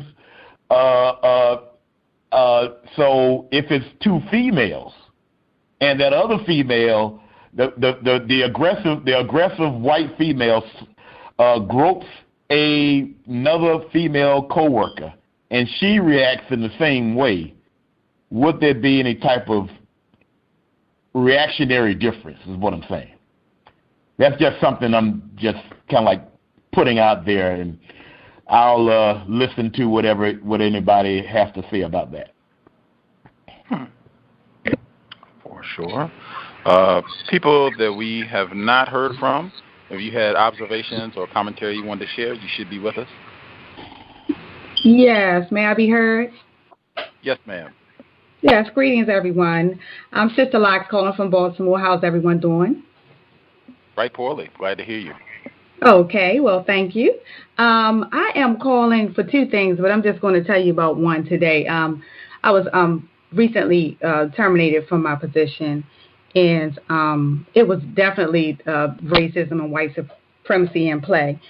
Fortunately, I have acquired a new job. However, upon signing all the various documents to be hired, one of the documents is an arbitration agreement, which I have never seen in my entire life. And so I was able to read it thoroughly, and to bottom line, the document is basically saying you cannot take them to court. You have to go through this particular company, which I'm sure they're in cahoots with, and I'm very sure that that racism and white supremacy is at play with this. And I just wanted to know if anyone on the panel has ever had to sign an arbitration agreement and is aware of any of the methods or steps that I can take to at least cover myself prior to starting the job. Anyone had to deal with that in signing on with a new job? Does this have anything to do with the union involved as well? No, it does not. I've actually, I don't know if this will help you, but I've actually done a little research on the arbitration group that they're using. And it's the same arbitration group that Donald Trump uses. And if you're familiar with Marcus Washington, he's suing one of the larger entertainment groups. And the arbitration company that they use is one that's actually helping them fight against him for his huge lawsuit. It's over $5 million.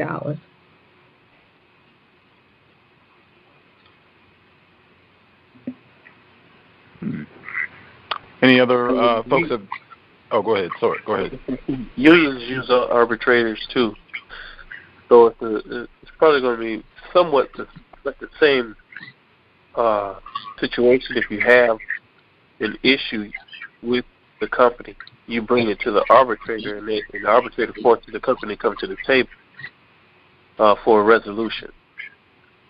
So if that's how they want to go about it, I mean, It doesn't cost you anything to do it. Whereas you might go to court, it'll cost you for a lawyer and all this and all that. You know, you can still refer with a lawyer, but you come to the table by yourself. Is it possible for you to maybe like speak to a lawyer, or maybe even like I know like people who do like prepaid legal, which is definitely many steps down from a lawyer, but to maybe speak with them to get their input on it? Because I mean, I definitely understand, because if you're saying that if they have no morals or no conscience about representing Donald Trump or other harassment, that definitely seems like that's red flags to me, because if they were to do something to you, whether it's racist or sexist, then that seems like they would, no matter what happens, that company would automatically side with them. So that's definitely alarming. Absolutely. That's one of my concerns. So just looking for some feedback. And I appreciate all the feedback that I can get.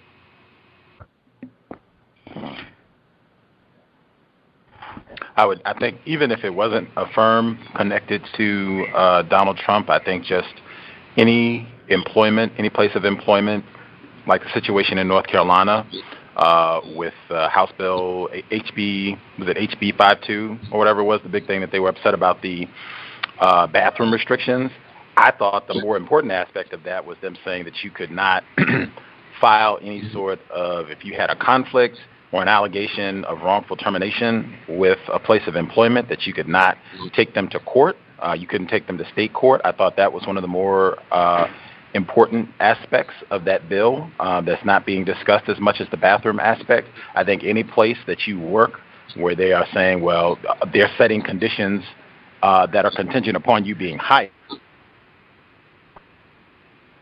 they are placing rules in place that are going to favor them. If there's any sort of dispute, if there's any sort of disagreement, if there's any sort of allegation that they have mistreated you in some manner, that they're already going to have a process in place that is favorable to them, that is going to be biased to them. I think that's super important to understand going into a work environment. And I think also why Mr. Fuller recommends going with the Constitution so that you can kind of have some tools that you can use that supersede some of the things that they might want to do in terms of keeping you on their rules or in their arbitration system, if that makes sense. Yes, it does. That is exactly what the arbitration agreement is saying. As that's exactly what it is. That's what I surmise, that you cannot take them to court. You have to go through them first. And actually, there is a fee involved. There are fees. There are fees involved.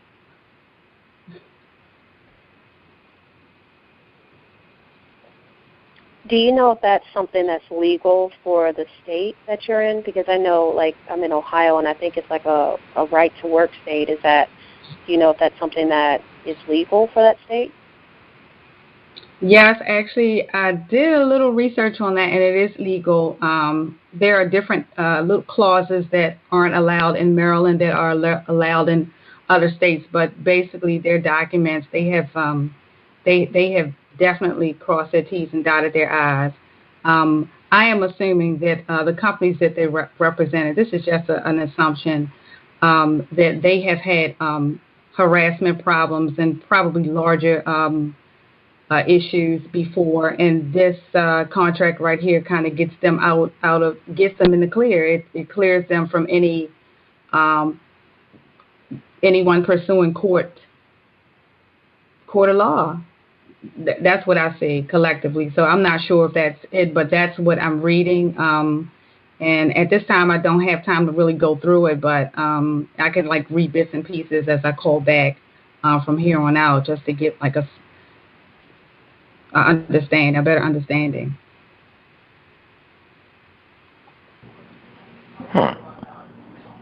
That would probably be cool if you have the time and interest, once you kind of get more time to go through the document, to kind of share some of the significant portions that stand out. I was just going to ask, you said with the arbitration process, do you have to pay out of pocket if that's something that you choose, like to engage in? Do you have to pay out of pocket for any sort of arbitration? Yes, there's a fee chart actually. I went on the company's website and I noticed that they have a chart for fees. It's not mentioned. It's not in the contract, but I actually dug a little deeper and just looked into the company to see what they were about. And there are fees, but initially when you file, there's not a fee. But if you want to like meet in person, then there's a fee for that. And if you want to meet again, there's a fee for that. And it's like an a la carte type of thing where everything that you do, they attach another fee onto it. Similarly to an attorney, similarly, but in this case, you can't go through the courts. Very interesting because I've never seen this before. Very conniving, in my opinion. As you go through the document, I'd be interested in hearing some of the details that you read and find out more about it. But I mean, that's the sort of thing I think is great to have as much of that information up front, so you know what you're getting into. If you begin to have any problems on the job, you already in advance know the procedure that they're going to try to lead you down, so you can already have some strategies in place for what you want to do, so this works out to your best interest. I think that's the significance. I have a question. You said you can't go to the courts at all, or you have to go through the arbitrator first, and then if he can't get a settlement, then it can be proceeded to a court of law. You go through the arbitrator first, and there's also a series of things that you must do. Like, for instance, you just can't if you don't agree with with their findings, then I don't know the right terms, but I'm just going to say if you don't agree with it, then you can appeal. But I think you have to go through this appeal process first, and then go to the courts. So it's by that time you're racking up like $5,000 or $6,000 in fees. So it's very interesting. And if anyone gets I can actually send a link. But Marcus Washington was smart enough to actually tape his arbitration his conversation with the arbitrators on SoundCloud. So you can see where they're very sneaky and they're, trying to talk around him, but he's highly intelligent and very effective. And this is just him with the arbitrators. Are the employees on the job, are they unionized? No, this is not a union. Okay. I can see that happening on a lot of jobs on what you're talking about, especially ones where the employees don't have an organized union. I can see that happening on a lot of jobs because that's what owners do. They try to make it as unpleasant as possible for the employees, knowing that people got to work, but at the same time they're going to put things in the favor to whereas if something goes wrong, they can't be harmed in the process. But it just reminded me of something that I brought up to Gus and everybody else. Fire Captain Faye Davis, I think I mentioned weeks ago that she was suing Dade County Fire Department because of them not promoting her. I just found out. Now, this is from a third source. It's not exactly from the newspaper or anything else that could be considered to be factual, although the newspaper is not factual in a lot of cases. But it's from a third party that basically said that they had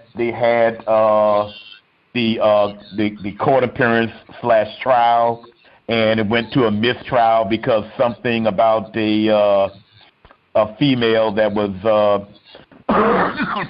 involved with the court proceedings, I think they have been talking about it out of turn, so it went through a mistrial.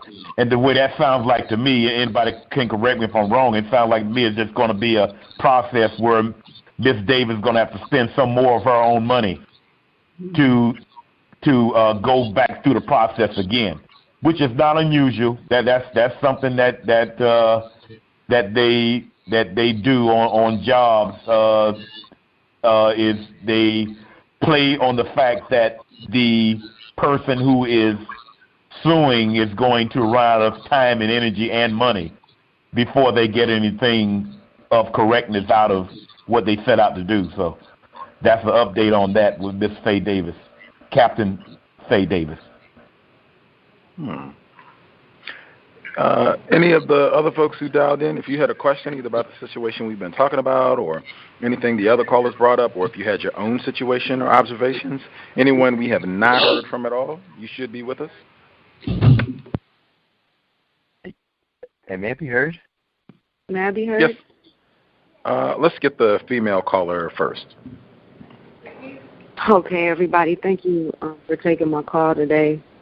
And I got two workplaces. I'm out of Iowa, and I don't know if anybody remember what happened with me, but I'm not working right now. I was fired because of job refusal, but the one that I have is I applied at a job, and I got the job, but I didn't pass the drug test. I went to Colorado Springs a couple weeks ago, and it was my two friends. They got married. They're military folks, and it was like a weekend wedding party. So we celebrated all weekend, and they got married on Saturday night. But I came back and applied at a job, and I actually got hired when I came back the next day. Took the drug test, didn't pass it. The medical people called me, and they were asking me, do you take any drugs that can have marijuana in them? And I told them no, but I told them I did go to Colorado Springs, and I was, it was a wedding party that I went to. And they told me, okay, we understand, and if you want to, we can't tell you what the manager of the store that you applied to is going to say, but if you want to, you can go and just explain to them what happened, and there's a chance that you can still get hired. But I didn't go and see what they were going to say because I already know what they were going to say, so I didn't even go and up there and do that. And my second one is I've worked a lot of call center jobs. So about 6 or 7 years ago, I was working at this call center job, tech support. Worked there for a couple of years. It was great. It was like a larger company that would get contracts from other companies, and we would help them out. So I don't work there anymore. That was a long time. But a couple months ago, I get a letter in the mail saying that there's a class action lawsuit out against this company that I'm a part of because they did this while I was working there. What they were doing is when we were punching in on the computer to start our day, we were getting charged, or we weren't getting paid for getting prepared for the day, like for putting on our headset and for bringing up all of the systems that we had to bring up. So they were not paying us for that. An employee or more than 4 or 5 employees must have got together and sued them. And so now I got that letter in the mail. I don't know about any dollar amount or anything. It could be like a $2 check. Who knows? Because I'm sure there was a lot of employees involved in that. And I just wanted to point that out and say that because that's the games they'll play. Even if it was just 2 or 3 minutes, if they can take that from you, they will. But some of the employees, they did a lawsuit, so they're going through that right now. And I haven't got an update. I got that letter months ago. And the last one is I was going out to eat with me and the children, and I have teenagers, so they're looking at possibly starting to work. So we went to this popular fast food restaurant. They were hiring. We walked in there. We were going to order something, but one of the employees behind the counter he was going off. I don't want to work here anymore. Everybody, loud. He cuss words, everything. It didn't even seem safe. We didn't even eat there. But when we got in the car and we were driving back home, I asked the children, you all are going to get into the workplace. How would you handle someone like that? He was walking out, he was quitting, but he seemed like he was aggressive in doing it. My daughter said she would, if it didn't seem like it was getting safe, she would just leave. And my son said the same thing, and I agree with him that was the correct thing to do. And those are the things that I had. That's my updates and my 2 workplace racisms. And thank you so much. Thank you for sharing. I guess before I get comments from other folks who are tuning in, just that moron says consistently sobriety would be best under conditions of racism. One of the things that I've said as well, even if with all this legalization, it doesn't necessarily mean that they're going to change having drug testing for different places of employment. They even have some of that still in Washington State where they can drug test if you are going to apply for a job there. And I've also said that the racism aspect with those tests, that they've had the data for years, for decades now, that those tests frequently can be biased against black people, where they're testing for THC, the active agent in cannabis. It's saying that you failed your test when that isn't true, or if you're around people and they're consuming, it can get in your hair, depending on how they test. If they're testing for it in your hair or in your urine or whatever it is, that if you're around people and particularly if they're smoking, where it can be in the air, it can get in your hair and what have you, where you can end up testing positive. Just lots to think about with all of that. And in my opinion, I suspect that's one where whites have a lot of discretion. If they say that it's a drug test issue, where if you had been white, maybe this is a big deal, maybe it's not. I could be in error, but that's my general assessment on that. The other folks, did they have questions, particularly people we haven't heard from? Did you all have comments you wanted to get in or questions? Gus, I did want to speak to what you just discussed too. Over my studies, I found that specifically black people, even black people who do not use marijuana, have tested positive for marijuana. And from what the studies that I've read have shown, it's something about our melanin that triggers that reaction. So there are black people who have never been around people who smoke marijuana, never touched it themselves, and still tested positive. So you're absolutely right. And just something else I wanted to throw out there, the black female did say that she's done call-center jobs and things of that nature. You might want to try a website called Angel List. On that site, they have startup jobs, and startup jobs basically don't even do drug testing. They tend to pay extremely well. And it's something that you might want to look into for your area. There might be some startup company that might be looking to hire someone to do customer service, phone work, things of that nature. And they tend to pay, I would say, probably top salaries for that sort of work. And they don't drug test pretty much. You can just go, you go through the interview process.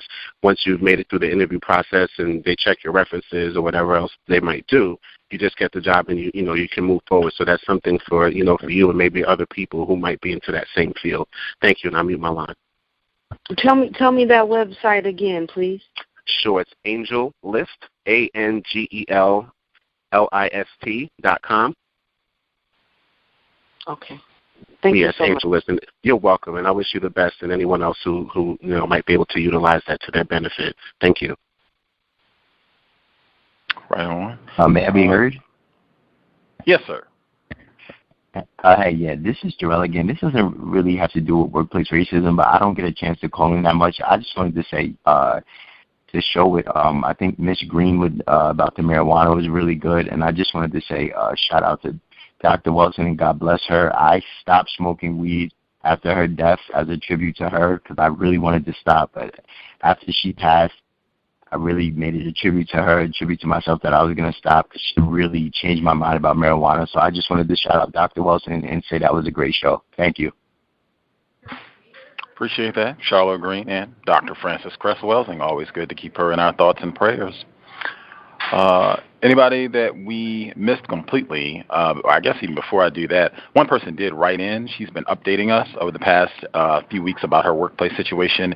She was terminated. They said she didn't contact a dispatcher on her job, some lowly excuse to get rid of her. She had reported sexual harassment on the job, also something that had been going on for a while, where she didn't say anything about it at first.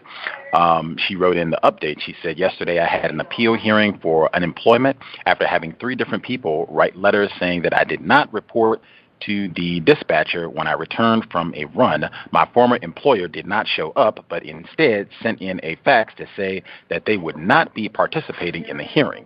The hearing lasted about 10 minutes, with the judge asking basic questions about the job and why I was discharged. I was asked if there was anything else I wanted to add. The judge started shaking his head no to indicate to me to say no, to not have anything to add.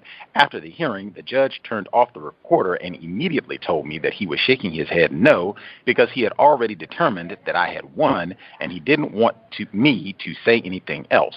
I was surprised because the judge was white, but also pleased that it went in my favor. I'm glad I continued to fight because I wanted to give up.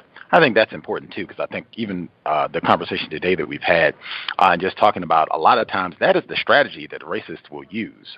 They will just wear you down, and everybody has a breaking point. I don't care how much.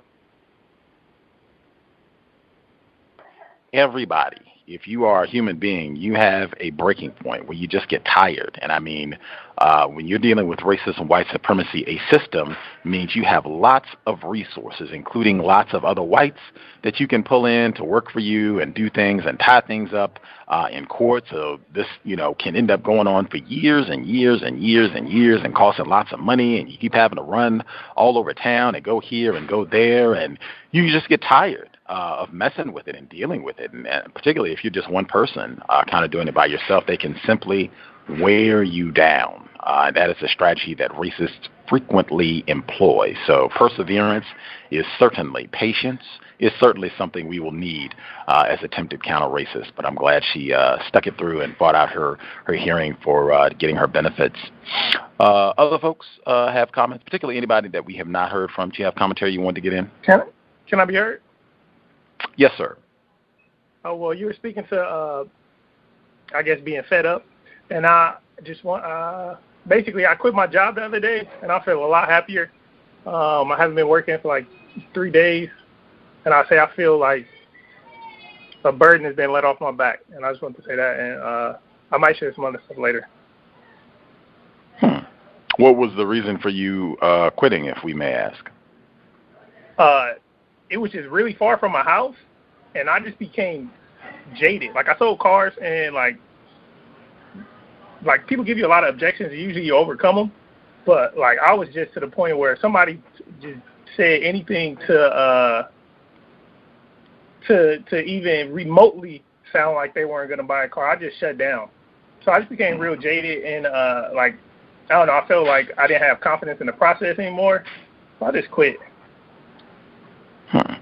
Do you have a plan for your exit strategy? I do have another job. I didn't just quit without another job.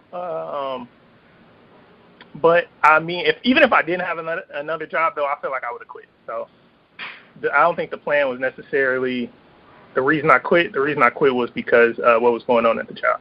So. Right on. This is constant assault. Retired firefighter, you were going to comment? Yes, I just wanted to compliment the female speaker when she was clinicking her offspring about the incident that they witnessed at the fast food restaurant. I like that when parents get right on something that they saw and with the children and involve them in like a clinic about, what do you think should be the correct way, because that's basically is teaching codified behavior. You know, and I really admire that and the way it sounded is that's something that she does, not just with that particular incident, but it sounds like it's something that she does on a common basis. That's a real good thing with someone, a non-white black person, especially that's attempting to be a parent on a daily basis. I'll applaud her for that. Thank you, sir. You're welcome, ma'am.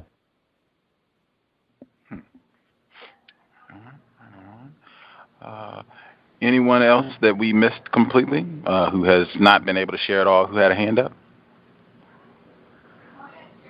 Can I be heard? Yes, sir.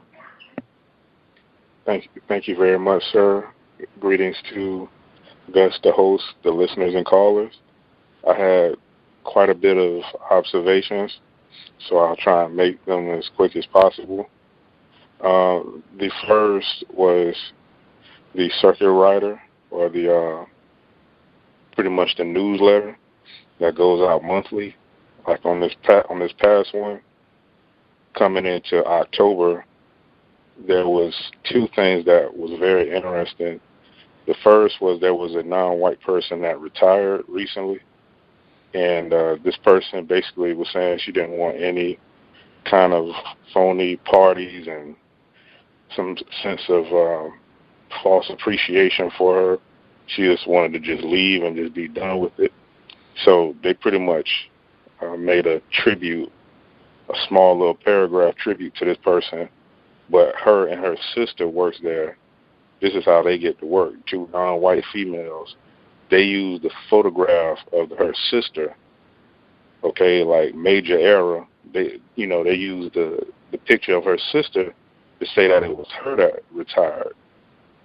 So I'm thinking this is incorrect, but they never ended up changing it. So I guess they didn't really see that it was that much of a deal, that much big of a deal. And the second one was, I was in the newsletter for helping out two black male children, and their mother and father was there to get a marriage license.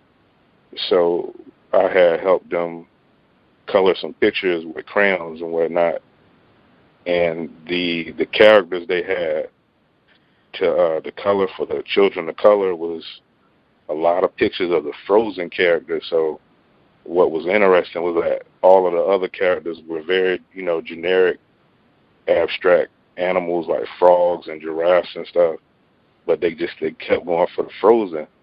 I noticed that, and so they was starting to color that, and I helped them color some things, just to interact. And the white female got a picture of it, and she wrote somewhat of a positive paragraph, but the way it was worded made it seem like the children were misbehaving in some kind of way, or making it seem like they were characterized as mischievous in a way, but it didn't even necessarily go down like that. So it's almost how the media portrays black people inaccurately, but it was a wholesome, positive interaction, constructive interaction.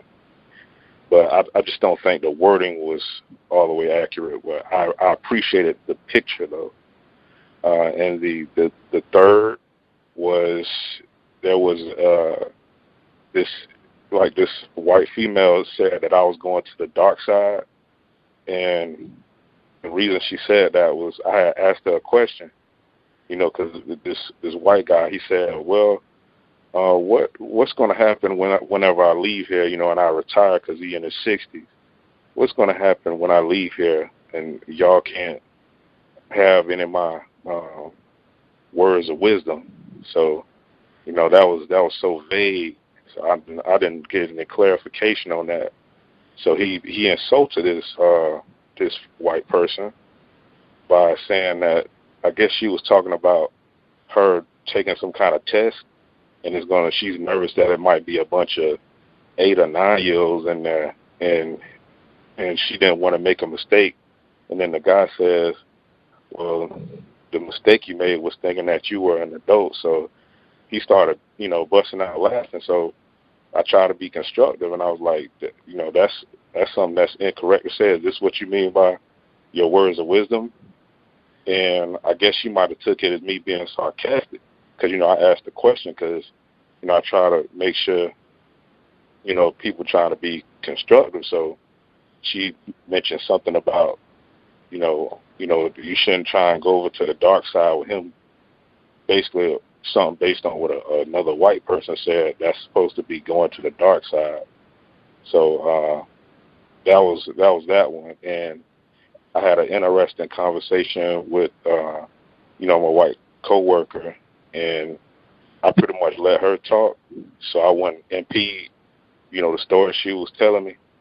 She basically was talking about 2 incidents that she had at her old job where she worked at a convenience store where people come to pump gas.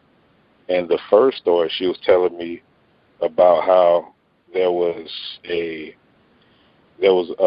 black child that was in the store, and he didn't have his parents with him. So she said the black child asked if he could, I guess, have some cookies or some candy or something, and she helped pick out some candy for him or something. And she just tells me out of nowhere that this black guy in the front of the store called her a racist. So, she just pretty much just started talking to me about it. And what is interesting is that the 2 black females that worked in there were at lunch. Okay, so this is in around the 1 o'clock hour. So she said the guy called her a racist. Now, she never really told me, what was the context. She just kept saying that, they kind of got into it a lot. And the guy called the police on this female. And the black cop or some cops came out there, and they pretty much took her side. She was telling me, yeah, these cops come out here, they get free food.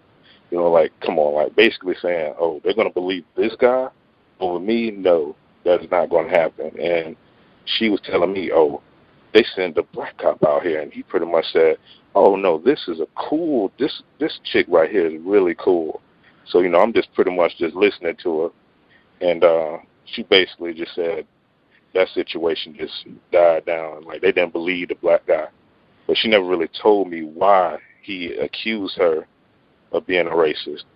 And she said it was the second time that she kept using the word thug, the term thug. She didn't say whether or not the person was black, but from my assumptions, I think she was. It was coded language, because she kept saying that, in the second incident, that this black gentleman was, I guess, maybe screaming at an older white person, because the white person, I think, tried to hit the person with his car or ran into him or something.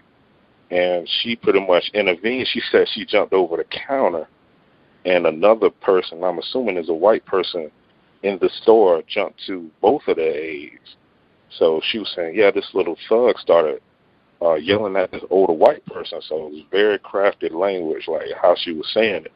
But she never said the person was black, because she says, yeah, they just try to, take up the streets, and, it makes you want to run one of those thugs over.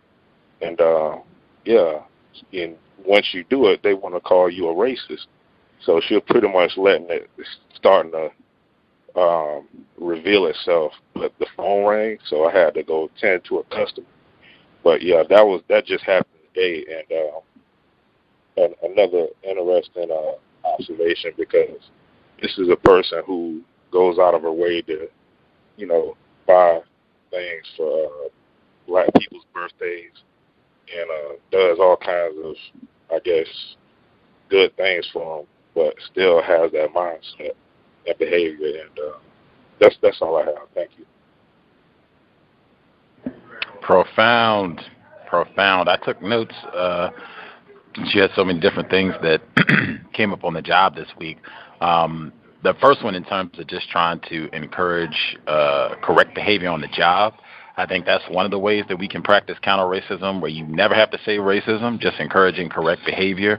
Where you were saying the white guy was trying to make his little snide remarks like, the mistake you made was thinking you were an adult and this other type of conduct. It's generally, I'm not saying that nobody jokes on whites on the job, because they certainly do.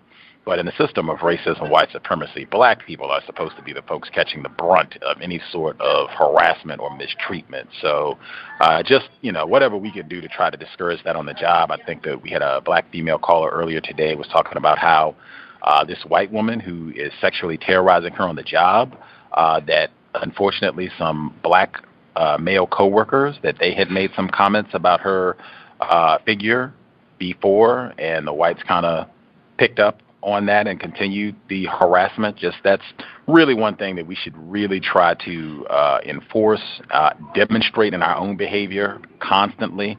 Just we support justice, we support correct behavior, and not talking bad about name-calling other black people on the job. Also thought the white person that was accused of being a racist, and they sent out black enforcement officials, and they thought, oh, this is a cool, I cannot emphasize that enough. That is one of the strongest components of keeping a system of white supremacy going, where you got to have John Brown, Jane Brown, Timothy Wise, Dr. Peggy McIntosh. You got to have some of these individuals that, hey, this is the coolest fella in the world, and such is just great, and they participated in about 20 rallies, and we road trip to Ferguson together. I mean, what do you mean this person is racist? Get out of here. Huge component of maintaining white power and making sure that there have to be at least, even if it's just 10, 15, 20, small number, even that is huge in terms of contaminating our thinking about what it means to be classified as white. The circular that you were talking about, I think that was the very first incident that you mentioned, this newsletter that they sent around. You were in it, and I guess they had some other folks in it as well, this black female that was retiring. If I heard correctly, where they did not include the correct picture, they had a picture of her sister. That's just the epitome of tacky, if I heard that correctly. Did I hear it correctly? Yeah, yes, sir. Okay. Yeah, that's just the epitome of tacky, in my opinion, where it doesn't matter. One nigger, two niggers, it's all the same. Just get somebody's picture and just put it in there. I mean, I cannot imagine it being that sort of shiftless effort. If it was a white person that was retiring and, we want to show them some gratitude for their time and energy and how long they've been an employee, part of the family, because that's the type of language they normally employ, a part of our family leaving, and we can't even have the dignity, take the time to get an accurate photograph to show our appreciation for that. I mean, that right there lets me know all I need to know. Good riddance. I hope I will not bump into any of you all after retirement. I will stop there, although there were a few other things in there I thought were really important as well. But just again, emphasize support justice on the job, no name calling, and hopefully that will rub off onto other people in terms of how we conduct ourselves in a workplace environment. Were there other folks? Was there someone else? Were you going to comment? Did I miss somebody?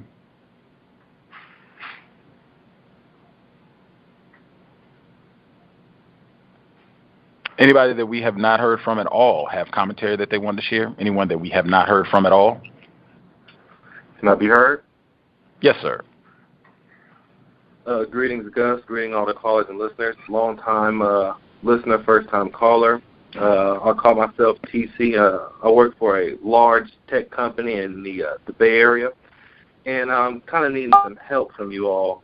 I am dealing with a suspected white supremacist female. We've had kind of an issue, if you will, and I'll try to make this as short as possible. I was assigned to assist her in a project that she was working on because she was overburdened. And so that was supposed to be a part of my regular work duties. So, I would assist when necessary, but that was not the entirety of my job duties. So I was pulled from that project to another project, and I guess she thought that I was still supposed to be helping her, but I guess in her mind she thought that I was just supposed to take over it completely. And this created a climate where she would ask me if I was going to be able to help her today, but because I was working on other more high priority tasks, I would have to inform her that, hey, I can't today because I have this to do or that to do. Long story short, she became very short with me. I noticed that her attitude towards me and even her, body language became very aggressive. And so one day I just pulled her to the side and said, hey, do we have an issue? Because I believe that in the system of racism, white supremacy, you have to take all precautions to diffuse certain situations because, here's this angry black man that's not trying to do his job. So I tried to get ahead of it and just say, hey, is there an issue? And then we got into a dialogue, and I'm speaking to her as calmly as I'm speaking to you guys now, and she goes, why are you raising your voice at me? Once again, white female victim role. I said, you know what? Let's do this. Let's pull the manager in. So I pulled the manager in so we could have somebody to mediate, because once again, I'm just trying to think ahead of all the issues that she could probably try to play me on. I said, you know what? Let me have a third party in so she can't try to say that I was trying to be the aggressor in any kind of way for during the situation. So we got that ironed out, I guess. And then I've been noticing increasingly ever so much, like today and yesterday, she's been really watching my movements. She's been looking at my computer screen because, we sit right next to each other. So she's been bringing out her notepad and taking notes about my movement. So I guess, Cal's family, what I'm trying to figure out is how should I best attack this, because I definitely want to remain codified, but also, let her know that it's not okay, for her to kind of be watching my movements when I'm there just trying to do my job to the best of my ability and stay under the radar. I'll mute my line. I would pull out my notepad every time she pulls out her notepad and take notes about her at the same time and see how she likes that. I'm guaranteed she'll stop. Actually, Thomas, I'm glad that you brought that up, because that's exactly what I've been doing. Every time she has her notepad out, I break mine out as well. But the one thing that I'm kind of gauged too as well, Thomas, is just trying to make sure that I don't do anything that will come off as, let's say, me being spiteful or me being mocking, because that's only going to give her more ammunition, and I'm trying to not engage with her as much as possible. You know what I mean? Could you get relocated? Yeah, actually, I'm going to try to do that too, retired firefighter. What's going on is actually the manager is how fortuitous is this on the right? He's out of town on vacation until Tuesday. So, but that's definitely first on the priority list, once he gets back. As far away as possible. Agreed. Very much agreed.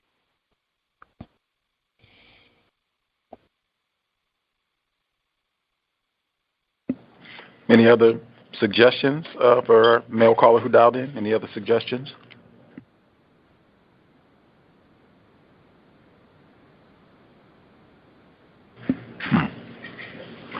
Would just document, and I would assume that you are being watched anyway. I think the male caller that dialed in to give us the update a while back, where he said that he had done some boxing, and apparently the person, one of his coworkers that found out, went and told everybody else once they got upset with him about reporting the sexual harassment. There is so much networking going on anyway that we are not aware about. Networking, watching, making notes and observations about our behavior. There's so much of that going on anyway that you should just assume, even if you don't see the notepad and pen out and active, that's what's happening anyway, that they're making all sorts of mental notes and remarks and observations about us anyway. That's what's the entirety of racism, white supremacy has been. So I would try not to let that unnerve you. That's just reminding you that you are behind enemy lines, and that should be reflected in your behavior. And I agree. Take your own notes, if that means having your recorder present or notepad, whatever that means. But take your own documentation of things that are happening. If you can get distance from her, fine. If not, I would just be very alert to things that are happening in that environment, particularly if you've got a white woman playing the victim role successfully and getting others to believe that you have wronged her somehow. Actually, got a good question for you guys. What I was thinking about doing, just trying to put my intellect to use, is maybe trying to flip the script a little bit and play the black victim, almost as if, really let them know that I'm the one that's being terrorized, and just kind of maybe speaking with my manager and just saying, hey, she's watching me. It makes me feel uncomfortable. I want to come here and just do my job and be happy doing my job and X, Y, Z. I mean, do you guys feel like that will kind of like turning the tables? You think that would be a viable option for kind of combating the type of terrorism? I would suggest that usually they don't allow black victims. The white people are usually always the victim. They will flip that on you. They'll want you to say something specific that happened so they can pretty much tell you that that's not being racist or whatever. I wouldn't do that. I think if you could try to move, you should anticipate it, and I would take note. And what's bugging me is that I wouldn't be surprised if, the Voltron effect, if she didn't go and say something to another white person, and that other white person told her to start taking notes, and they got her back completely, like, hey, I'm going to tell you how to get rid of that nigga. Start taking notes, just how they function in the workplace. They're all together. I agree. I don't think. I was just going to say quickly. I don't. They do not allow black victimhood. I think exactly as Thomas said, they would probably immediately go to, wait a minute, where is your proof? What are you talking about? You're a victim. Who did something to you? When were you mistreated? They're going to want exact proof, exact evidence, and then if you provide it, they're probably going to say that's not victimhood, and nobody mistreated you because you're black. That would be what I expect to happen, and an even stronger marshaling of white forces to mistreat you or cause just more problems for you. I could just see a lot of ways where that could backfire.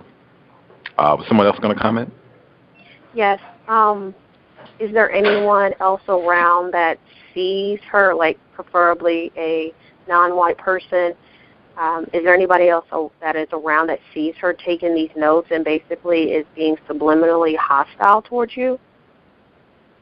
No, because like I said, in the company that I work for, like I said, it's a tech company, so I mean we're pretty much working on individual tasks, so there's not a lot of like collaboration where people would be able to look up and around. Most of us are, just looking at our computer screen, doing our jobs, and I also make a point, actually this is how I catch up on the archives, is have my headphones on, listening to something other, so I don't have to focus on her or anything else other than just doing my job, which kind of seems weird to me because that's what I'm doing, my job. But if I get up to use the bathroom, or if I talk to somebody, or if I pick up my phone to change the track on the podcast that I'm listening to, like I just noticed her picking up, her notepad and writing.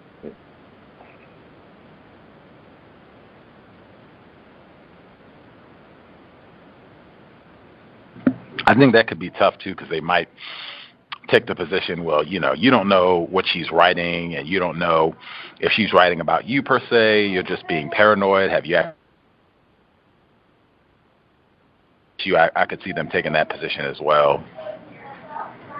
Have you had a chance to look at the notepad as she maybe walked away from her desk and maybe at least turned it around or something like that, to know that maybe she's writing, okay, well, 8:05, he's messing with the phone, 8:10, he's doing whatever?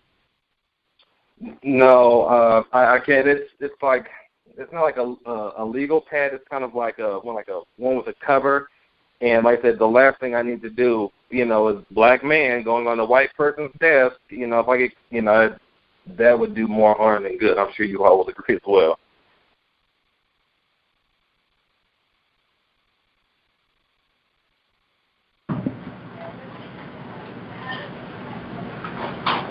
Yeah, I agree with that assessment. I think with some of what Thomas shared and some of the other folks in terms of, at least right now, I wouldn't go the black victim route. I would be alert. I would have my own notes about things that are happening in the workplace, and just be alert to see where they go next, whatever her next plan of attack against you is. But I wouldn't go the black victim route. I would see if you are able to get moved to a different location that might ease some of the conflict. But just be alert and know that she probably is going to be trying to make some problems for you. But I would agree. I don't think snooping around on her desk, but I also wouldn't even go to make some sort of accusation about her taking notes about you, just because you could be wrong about that. She could lie, and it seems like you probably don't have proof of what she's actually doing when she's, writing on this pad or what have you. So I probably wouldn't recommend that either. Yeah, because if you play victim, she's going to trump you, because she's going to go in there and play super victim. That's what white people play. The superheroes, they're super victims.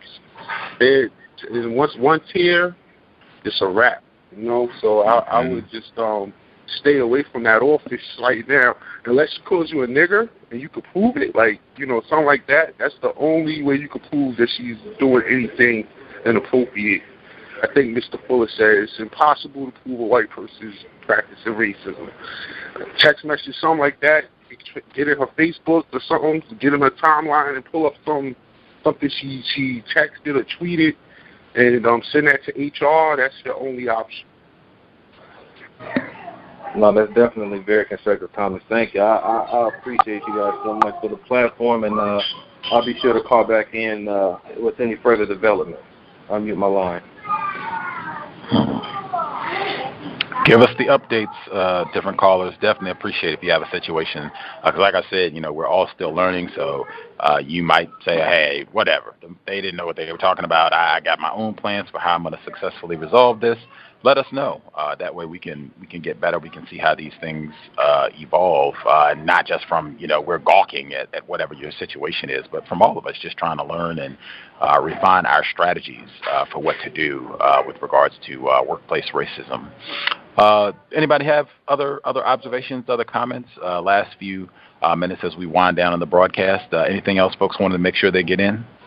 I wanted to say that God who called back in and chimed in and filled us in on this situation where the white woman was coming on to him in the elevator and made some comments, and he did exactly I think what was the advice on the show, and how the white men formed like Voltron against him. And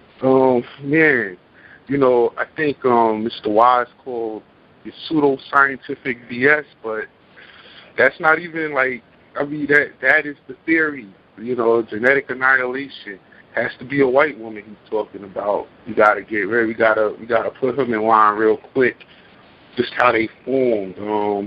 Even in the one Roz gave, there was a coworker who, a white female, he rejected her, and all of a sudden now her and other white people are trying to get rid of him. That's all genetic annihilation fear. That's all that which I think is the only thing white people fear is genetic annihilation, which is why they go so hard to prevent it. And that was the preemptive strikes, pretty much saying, I'm going to kick you because this white woman wants you and can produce an Obama with you. It's like that's what they're thinking, and it's just that was a great because I think a firefighter, when he gave that scenario, he said, the other white men will look and see she likes him, and they would form then, so either way you're screwed in that moment. That's I'm glad he called back in. Very good.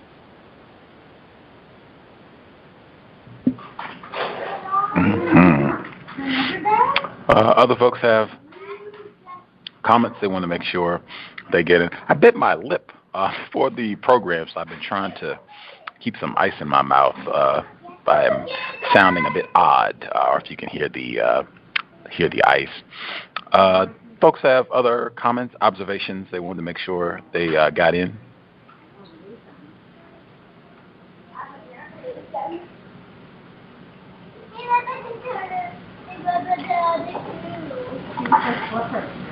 Everybody satisfied? Make sure we're not missing anybody flying in under the last few minutes. Again, Allison Manswell, she'll be on the program next Wednesday. It'll almost be like we have back-to-back episodes of Workplace Racism next week.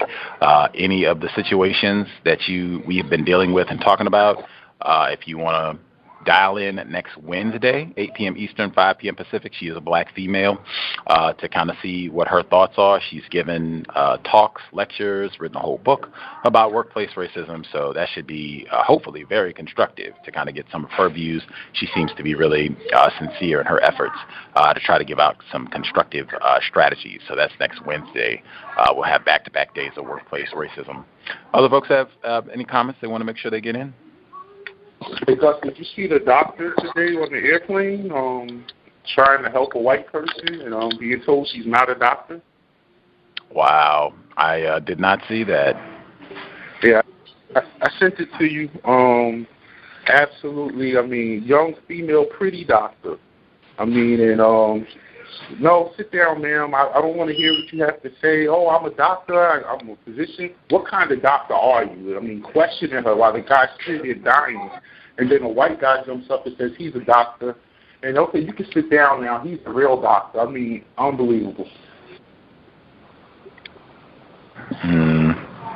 That is the system of white supremacy. I might even invoke Dr. Eddie Moore Jr., founder of the White Privilege Conference, his concept of the theory of incapability, where he says that whites, they are not capable of seeing black people as scholars, scientists, doctors, lawyers, attorneys, intelligent human beings, that we've just got to be, thieves, drug addicts, crack babies. That's pretty much all we can be as niggers.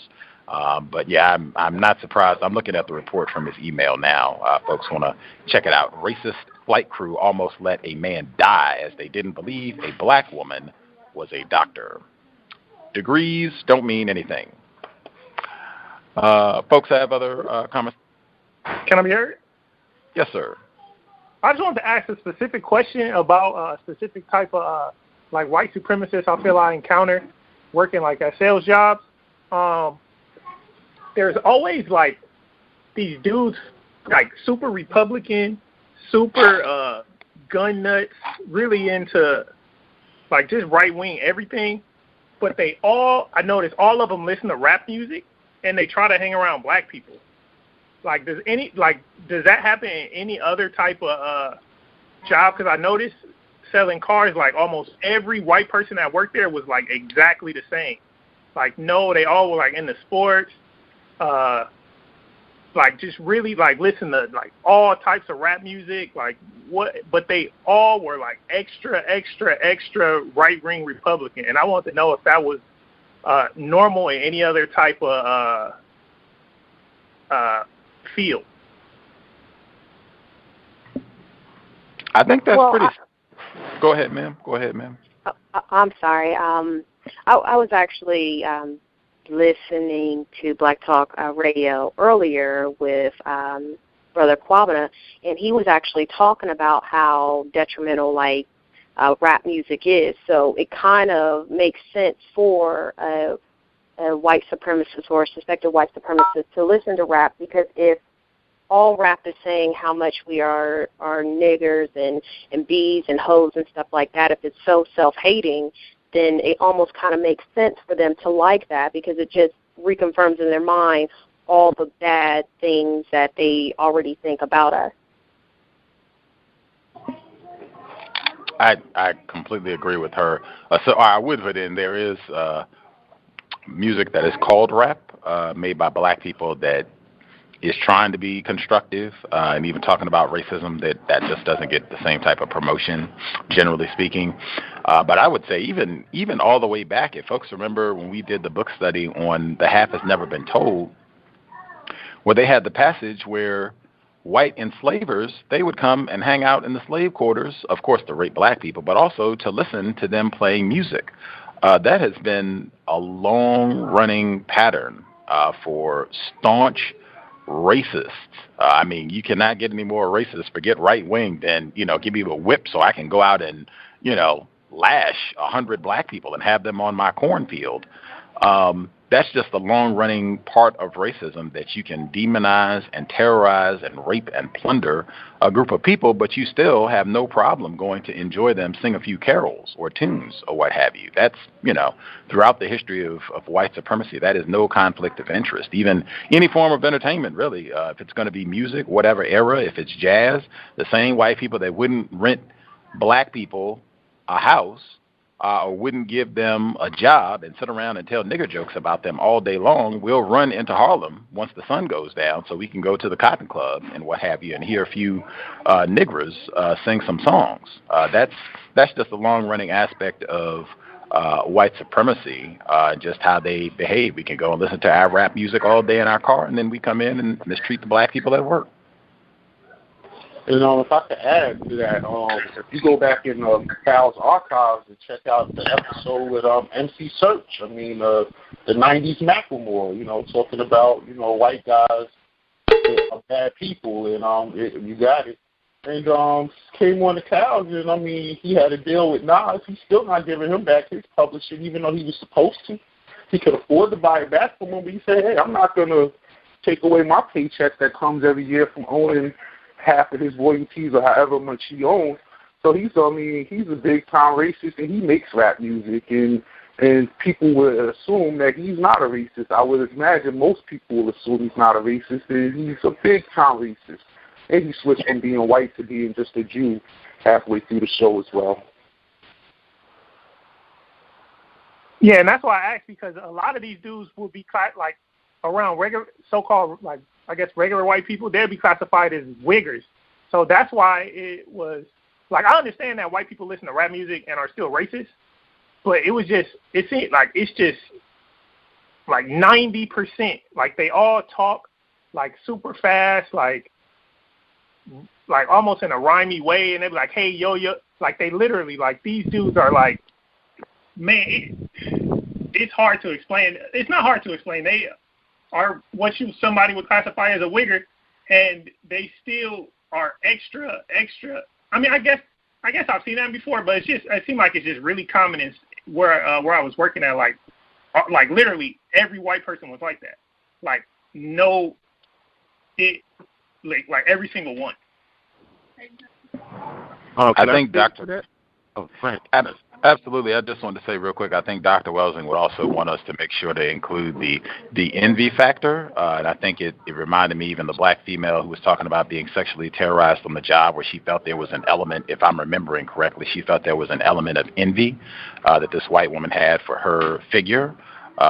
And that was a part of the sexual attacks. I think that's a big aspect of it, too. I think whites, they have such an affinity, might even relate to Roz's consumption of black people, the envy of not having pigmentation, not having melanin.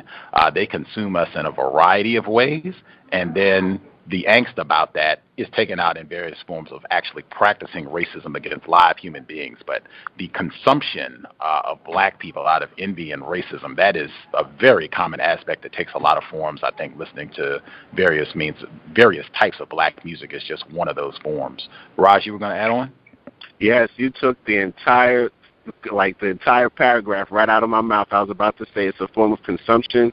It kind of brings me to basically white is the new black. Only white people can act black and get away with their lives doing so. And then, like you said, they'll transform back into their white world, being white supremacists, but they have the ability to, act black. It kind of reminds me of Neely Fuller in recent months. He was talking about the fact that the white male's rectum is the new black vagina, and to me it's like that's the new version of what black people are supposed to be. White people acting black who can go back to being white when they want to.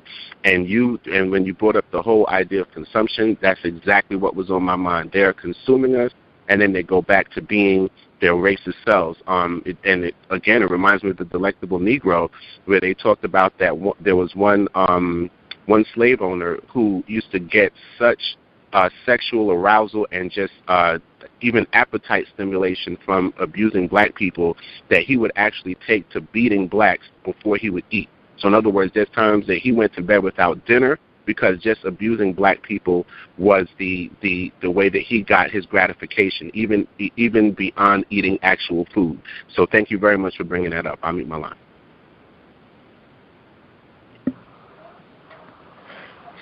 Last few minutes. Folks have anything else they want to make sure they get in?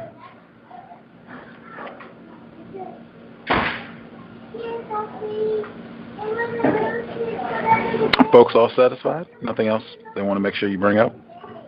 And I just wanted to add as well, another white person who, just to hammer it home that makes rap music, look at Eminem.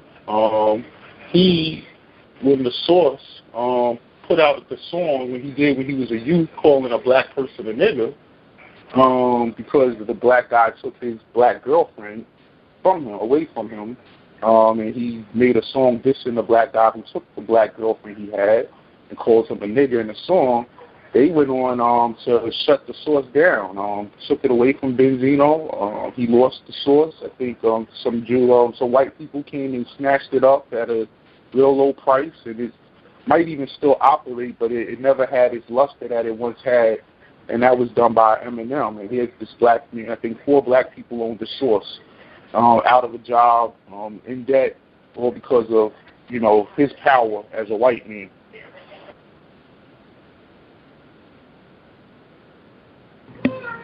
Not privilege, power. We will be here tomorrow for the Spook Who Sat by the Door, Sam Greenlee. This is the second to last session, almost done. Workplace racism still comes up quite a bit, home stretch of Mr. Greenlee's book. Normal time, 8 p.m. Eastern, 5 p.m. Pacific tomorrow. Anything else folks need to get in, workplace racism related, or are we all set for today's broadcast? Everyone satisfied?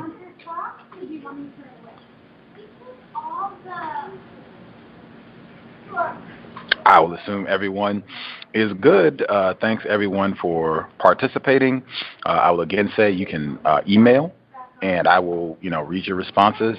You can, if you want to do it anonymous. If you have something you would like to ask Miss Manswell, Allison Manswell, for next Wednesday, if you have a question you would like to ask her, you can email. Just get it to me before showtime next Wednesday, and I'll ask her on the program. It'll be like we have 2 days of workplace racism, which is probably apropos.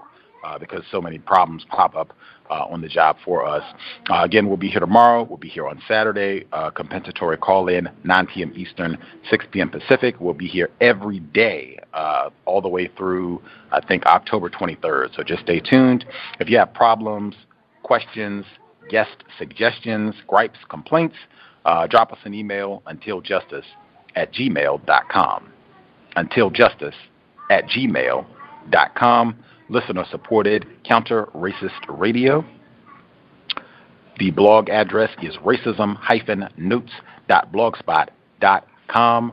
Racism-notes.blogspot.com.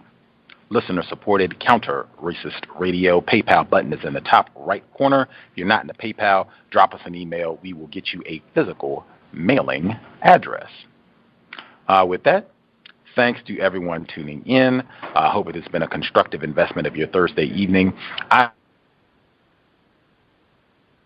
the best under conditions of white supremacy.